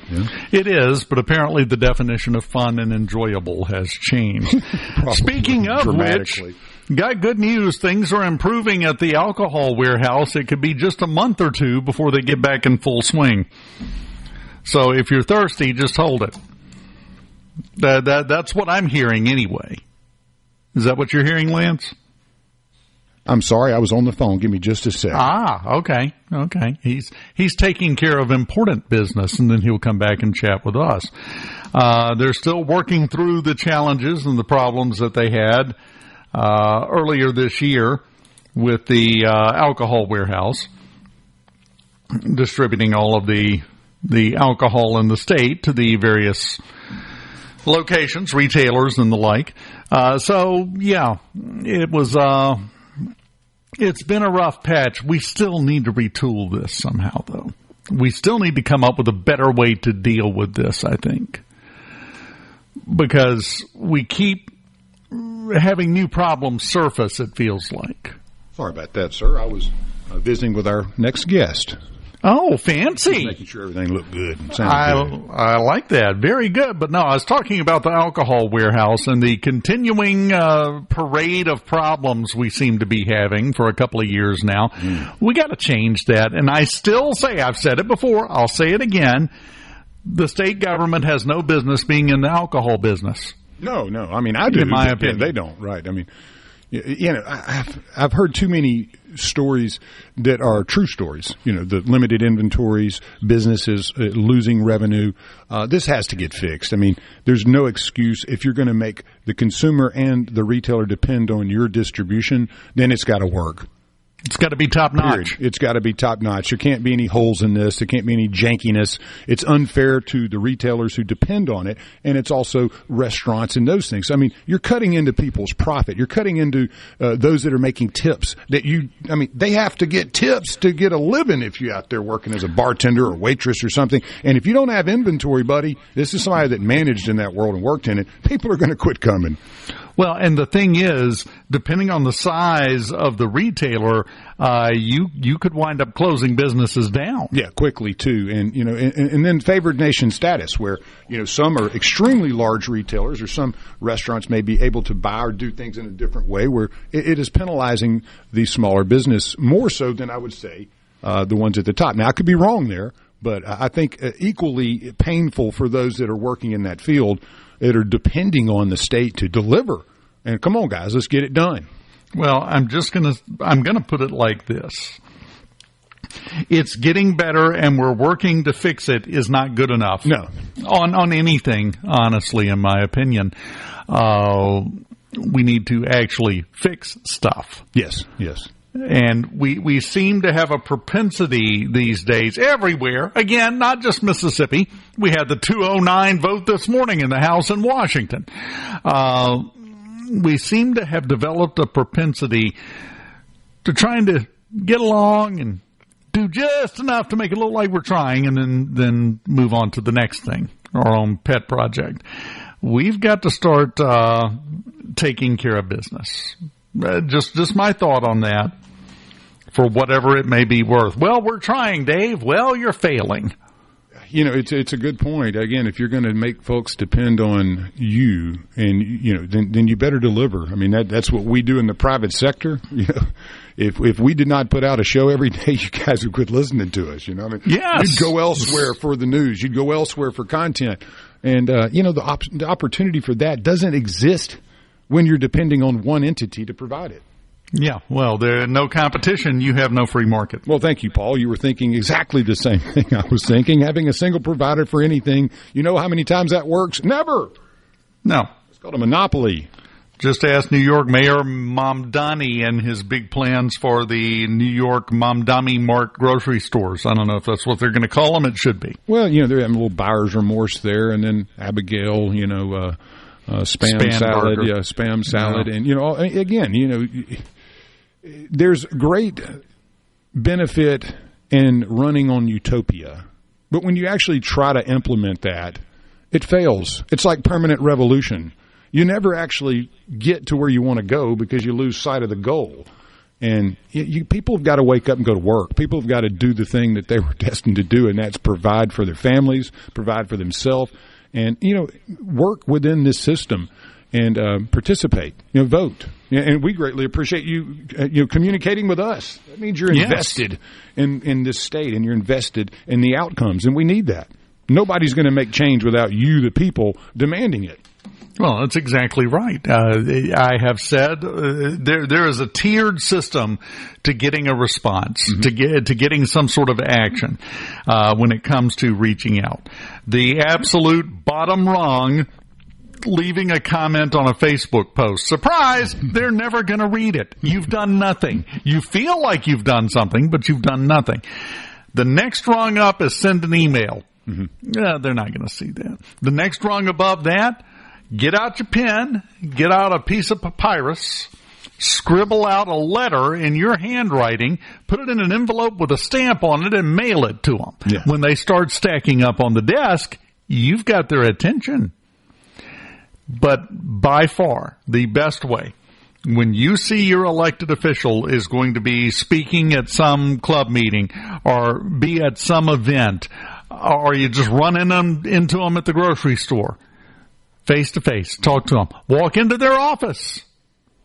Walk in and say, hey, I need to talk to you for a minute. It is impossible for them to ignore you when you are taking up physical space in front of them. If you just want to feel like you did something, leave a comment on a Facebook post. If you want to get their attention and maybe bring about some change, walk into their office. Respectfully, I'm not saying kick the door in and storm in. Respectfully, make an appointment if you have to, but walk in and go, look, I want to talk to you about this. This is a problem. That is an issue with the youth as I experienced managing them. I loved the 19s and 20s and 21s and 23s, in that ballpark as I was living in Oxford and managing a staff.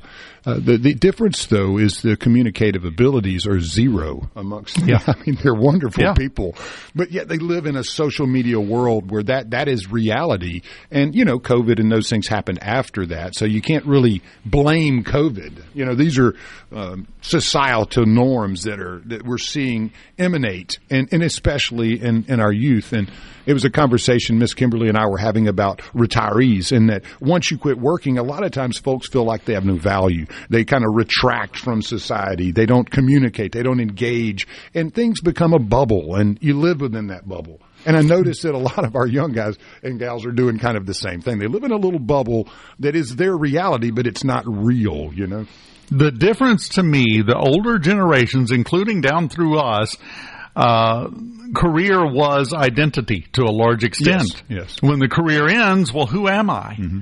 Who am I if I'm not going in saying stupid stuff into the microphone every morning? Well, a devastatingly attractive man. Yes, but exactly. Aside from that, it's tough to realize, well, no, there needs to be more to you than just you, but that's the way it always was. Now you've got the younger generation coming along, and like you said, the communicative abilities are lacking. or at least different. They have changed. Yeah, they're very different, I should say. Yeah, they communicate just in a different way, you know? Yes. And as a result, you've got the cultural gap of the age difference, because whoever their manager or their boss or the owner of the business is, pretty good odds they're going to be quite a bit older. Yeah. And two different communication methods lead to problems. But I don't think this younger generation is tying their sense of self-identity in with their career choice. No, I agree 100%. And I'm not sure that's a bad thing. Because you know what? When they get older, when they hit their 70s and their 80s and they've retired, they won't have that crisis of identity of, well, who even am I now that I'm not doing that anymore? But they'll be having a conversation like we're having this morning on bands. It'll be about 100% K-pop. You know what I'm missing? I haven't heard anybody go doo-doo-doo-doo in a while, and I miss it. The circle of life continues. When we come back, we've got the regional director of the Diabetes Foundation of Mississippi, Jowilla Secoy, joins us. We're going to talk about your sugar levels, your A1C. That's our topic coming up next. Keep it here.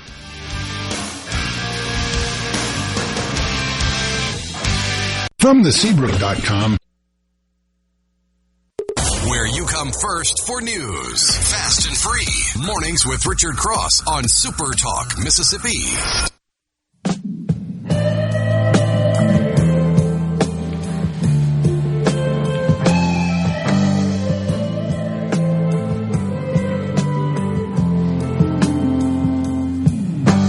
Parched land, no desert sand. Sun is just a dot, and a little bit of water goes a long way, 'cause it's hot. Welcome back. Mornings presented by Community Bank, rooted in our community, communitybank.net. You can head over there to find out more. And joining us now, the Regional Director of the Diabetes Foundation of Mississippi, Jowilla Secoy, joins us. And before we get to anything else, I have to know, just how badly am I butchering the pronunciation of your name? Actually, you just said it perfectly. No. You did. It sounds just like it's spelled, so there you go. Well, I defaulted to making it easy on myself, and that usually never works. So I'm really happy to hear it worked out well this time. How are you today? I'm doing great. How are you? Doing fantastic. Now, we're here to talk about, as I said earlier in the show, what my grandmother always referred to as having the sugar. And that's diabetes, which is an enormous problem in the state of Mississippi, isn't it? It certainly is. I mean, we're talking about 1 in 7 people are diagnosed with diabetes. Over 300,000 Mississippians alone have diabetes. So, and I want to say, I think it's like over 800,000 people with prediabetes, which is just as important. Because prediabetes, obviously, it's like, okay, you know, you're on the road to being diagnosed with diabetes. Let's do something about it. And, you know, so we're top 5 nationally ranked and that's not the ranking that we want to be known for, obviously. No, it's not. Now, just very quickly, for people who either don't know this or know it but refuse to really think about it, what does diabetes do to you? If you're diagnosed with it and it goes untreated and you don't take care of this, what's going to happen to you? Well, you know, you obviously can end up in the hospital in DKA, which is diabetes ketoacidosis. It's highly dangerous. I mean, it affects every part of your body. It can affect your kidneys, your eyes, your mouth, limbs, neuropathy, you know, cardiovascular disease. All diabetes plays a part in every aspect of your body. So if it goes untreated, it just compounds with other diagnoses. So, you know, it's something that a lot of people with like type 2, they think, okay, it's generational. I'm going to get it. It is what it is. But you have to be consistent in your care with diabetes because it does lead to major issues, major health issues, and going untreated obviously can cause death. So you have to be very aware and educate yourself, especially with the differences in type 1 and type 2. Well, and that's the thing, because you can think, well, my mama had diabetes, my daddy had diabetes, I'm just going to have it. Well, if you keep eating and drinking like you're eating and drinking, yeah, probably so, but there are things we can do to kind of reduce the chance. Counteract that, yeah. You're absolutely right. And pre-diabetes, it's letting you know that you're on that road heading towards diabetes. And a lot of times, if you change your habits, it prevents you from having to go on insulin or oral medications or things like that. But there are some instances where type 2 diabetes, no matter what you do, it's not necessarily just about being overweight. And, so people need to understand that too. I mean, you can be a healthy individual, and because of the makeup of your body, there are just some things that are not preventable. And that can happen. Well, exactly. We have to have a little more awareness of it, which is a big part of what you do, isn't it? Absolutely. Education is key. Being able to provide information, whether it's knowing the differences between type 1 and type 2 diabetes, it's the nutritional value of knowing how to carb count. It's education in the home, it's education in the school systems, it's awareness and making sure that people understand what they need to do to help themselves. Now, of course, dealing with all this, helping people, helping educate people, none of it, well, welcome to life in America in 2026, none of it's free, which means you have to have a little help from time to time. You've got an event coming up, don't you? We do. So we have our Ultimate Fashion Show in Champaign Brunch. It's going to be held April 23rd. At the Country Club of Jackson. We are so excited about it. This is something that we do every year. It's a fun event. You get to see various models. We have children. We have adults, men and women, who will be modeling some of the latest fashions from some great stores in the Jackson metro area. And we're just really excited because it's a fun time. We've got about 2 hours during lunchtime. Come join us. It's $80 for a ticket. You get a wonderful lunch, and then you get to see some of the new trends or existing trends in the community and in clothing, shoes, jewelry, so on and so forth. And it is so much fun. It starts at 11 o'clock, runs till about 1. And we're just thrilled because we also have Maggie Wade will be our Master of Ceremonies, and obviously she's news anchor with WLBT, so we're always happy to have her come and MC the event. So we're really very excited. She's an institution at this point. She's been around for so long.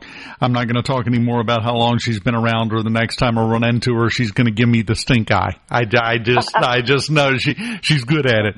But a fantastic event. Now, the money raised from this, what's it going to go toward? So it will go towards our camp that we host twice a year.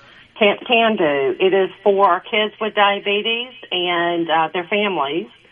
So our kids will get to come. It's a day camp that we host in November and in May. And the kids will get to come. They get to have a great time. So they will do arts and crafts and physical activities throughout the day. And the parents get to sit in a classroom setting, but they will have some wonderful speakers come and talk about diabetes, whether it's emotions in the family dynamics, nutrition, latest technology, so on and so forth. So we're really excited about that. And so that's what the money goes towards, is to help us put those camps on. And the next one's coming up next month. It is, right? May 2nd. Yep. So just a couple of weeks. It is, yeah. So we're constantly, we've got things going on all year long. I mean, it's like every weekend. It's either we're walking or we're parading and doing fashion shows and clay shoots and everything else that keeps us going. It's what operates our program. Well, and the program is very important because this is a huge problem in Mississippi, and every single thing we do to combat it is hugely important, I think. It definitely is. And one thing about our organization is that we're the only organization or nonprofit in the state that offers patient assistance for both kids and adults with all forms of diabetes. So we don't just target type 1 diabetics. We also work with type 2, gestational diabetes, Moby, and all that good stuff. So we're constantly trying to help individuals get what they need. Step one, stop enjoying eating so much. That's one of our biggest contributing factors, I think, Jowilla. Well, I think you can enjoy your food. There's nothing wrong with food. There's nothing wrong with having things that you love. It's knowing how to eat in moderation and knowing when you can eat and drinking plenty of fluids. Something about water's like the gold standard for everything good health. You know, you drink water, plenty of fluids, making sure that you're staying hydrated.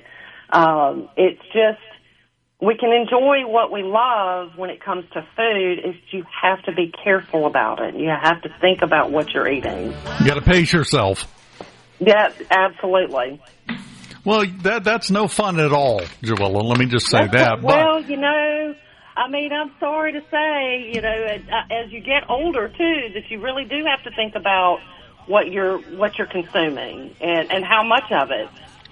Well, now it's that not you're getting fun, but it's a fact. Now that you're getting personal and bringing up the color of my beard, we're out of time, Jowilla. Imagine that. But coming up, we do have the event. Give us the details very quickly again on that. Yeah, so the Ultimate Fashion Show and Champagne Brunch will be April 23rd at the Country Club of Jackson at 11 o'clock. It's $80 a ticket. If you are interested and you have more questions, you can always give us a call at 601-957-7878, or you can go to our website at msdiabetes.org. Jowilla Secoy. From the Venable Glass. From the heart of Mississippi to the halls of Washington, D.C., this is Mornings with Richard Cross, your source for hard-hitting political insight and unfiltered truth. Now, here's more on SuperTalk Mississippi. Cocaine rich comes quick, and that's when the small rich have it all. So I'll meet you at the bottom if there really is one. They always told me when you hit it, you'll know it. But I've been falling so long. Mornings presented by Community Bank, where they're more than just a place to manage your money. They're your neighbors, your partners, and your trusted financial advisors. For decades, they've been rooted in our community, helping families, small businesses, and individuals achieve their dreams, whether it's opening your first savings account, planning for a brighter future, or growing your business. They are here for you every step of the way. They're dedicated to their customers, committed to your success, and always there when you need them. Community Bank, rooted in our community, member FDIC. Survey of 2,000 adults, 1 in 5 people in America believe they're psychic. Okay. 1 in 5, huh? 19%. It seems pretty high. 19% said they are basically psychic. I'm obviously not one of them because I didn't see that coming. The big, not a surprise, the biggest group to believe that, Gen Z. Yeah, okay. They think they're psychic. what's interesting, though, is when they tested the psychic predictions and things of that nature, you know what generation came out as the most accurate? Getting it right 21% of the time? Gen X. Gen X, okay. That's because we tend to predict the worst possible outcome. And that seems to be what we're defaulting to these days. Yeah, you're not putting it in a utopia, a world of, what is it, peaches and ice cream, as they say? The phrase you are least likely to hear, it'll be fine. Oh, no. Don't worry about that. Yeah. Never worry about. Never going to happen.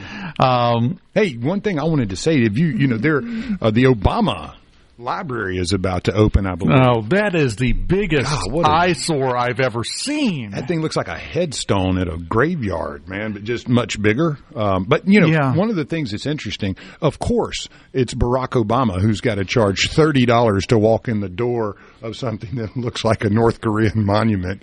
I think Bill Clinton's costs like $12 or $13, and you probably get to actually touch the material of the dress and all that stuff. I don't know. Did they a box of cigars have it dry cleaned? A box of cigars waiting for you on the way out the door. What do you think Obama's? What are the premiums or the lagniappe he gives? Do you think? Whatever Michelle told him he could do. Yeah, we'll jack up your health care 400%. Yeah, when you leave, you're good. Yeah, they'll kneecap you on the way out the door and dare you to find help. That's what you're going to get when you go there. Have you seen that thing? I mean, it sits in an area where literally there's nothing really competing with it for grandeur, and it is, it's got all these carvings in it and everything else. It very much looks apocalyptic. Yeah, it looks like where the Illuminati is about to have a meeting. Yeah, it looks like that third segment of the apocalypse-based movie where the heroes are headed to go fight the evil warlord who is ruling over everyone's lives. It's his house. I think Logan's Run and Soylent Green were filmed inside of the presidential library of Obama. Nah, both of those. Loved them both. They didn't have the budget for $30 a head for the crew. No, that's a good point. The budget for both of those was like $12. Combined. I would like to put everyone on alert. If things like that or anything else is really stressing you out, they have recalled Xanax. Oh, really? Wow. After prescribing 700 quadrillion of them. The Xanax, I think it's XR or something like that, said because the dosage information was incorrect. Oh, okay. I don't know if that means you're supposed to be taking more or you're taking too much. Well, it depends on the state of your psyche, right? If you're psychic, then maybe you need to take more. Well, I think it's an individual thing because, it depends on who you run into in Walmart as to whether or not you can plainly tell they've either taken too much or not enough Xanax. Till you get that pill combo dialed in, you are a disaster waiting to happen at self-checkout. So just wanted to let you know, apparently they have issued a recall for at least one of the forms of Xanax. Okay. That's where we're at in the world now. So you're going to have to just completely without help attend the Obama Library. Well, I remember, are they doing a grand opening for that thing? So. I think it's like it's like this week or end of the month. Maybe it's they've already had some type of ceremony of grandeur. I'm not sure. But yeah, I know it is opening today or within the next week or so. $30 a head to get in there. Enjoy. Do you think inside the front door at the security desk they have a framed photo of Joe Biden with "Do not admit" under it? Yeah, most likely. And don't let him in. And there's probably a bathroom for the cocaine, somewhere. Set aside. It's like Coke closet, Oh man, is this where some of those pallets of money went that were sent over to Iran? I think maybe so. Oh, they could have spent it on something better. Anything at this point. The whole concept of presidential libraries to me has just kind of worn out its welcome. Yeah, don't you have a flash drive for that now? There have been quite a few presidents I'm pretty sure didn't know how to read, so I just don't think it was a good idea. Enjoyed it as always, sir. Oh, have a wonderful weekend, Dave. It's a pleasure. You too, and we'll do it again next week, my friend. I'll see you then. A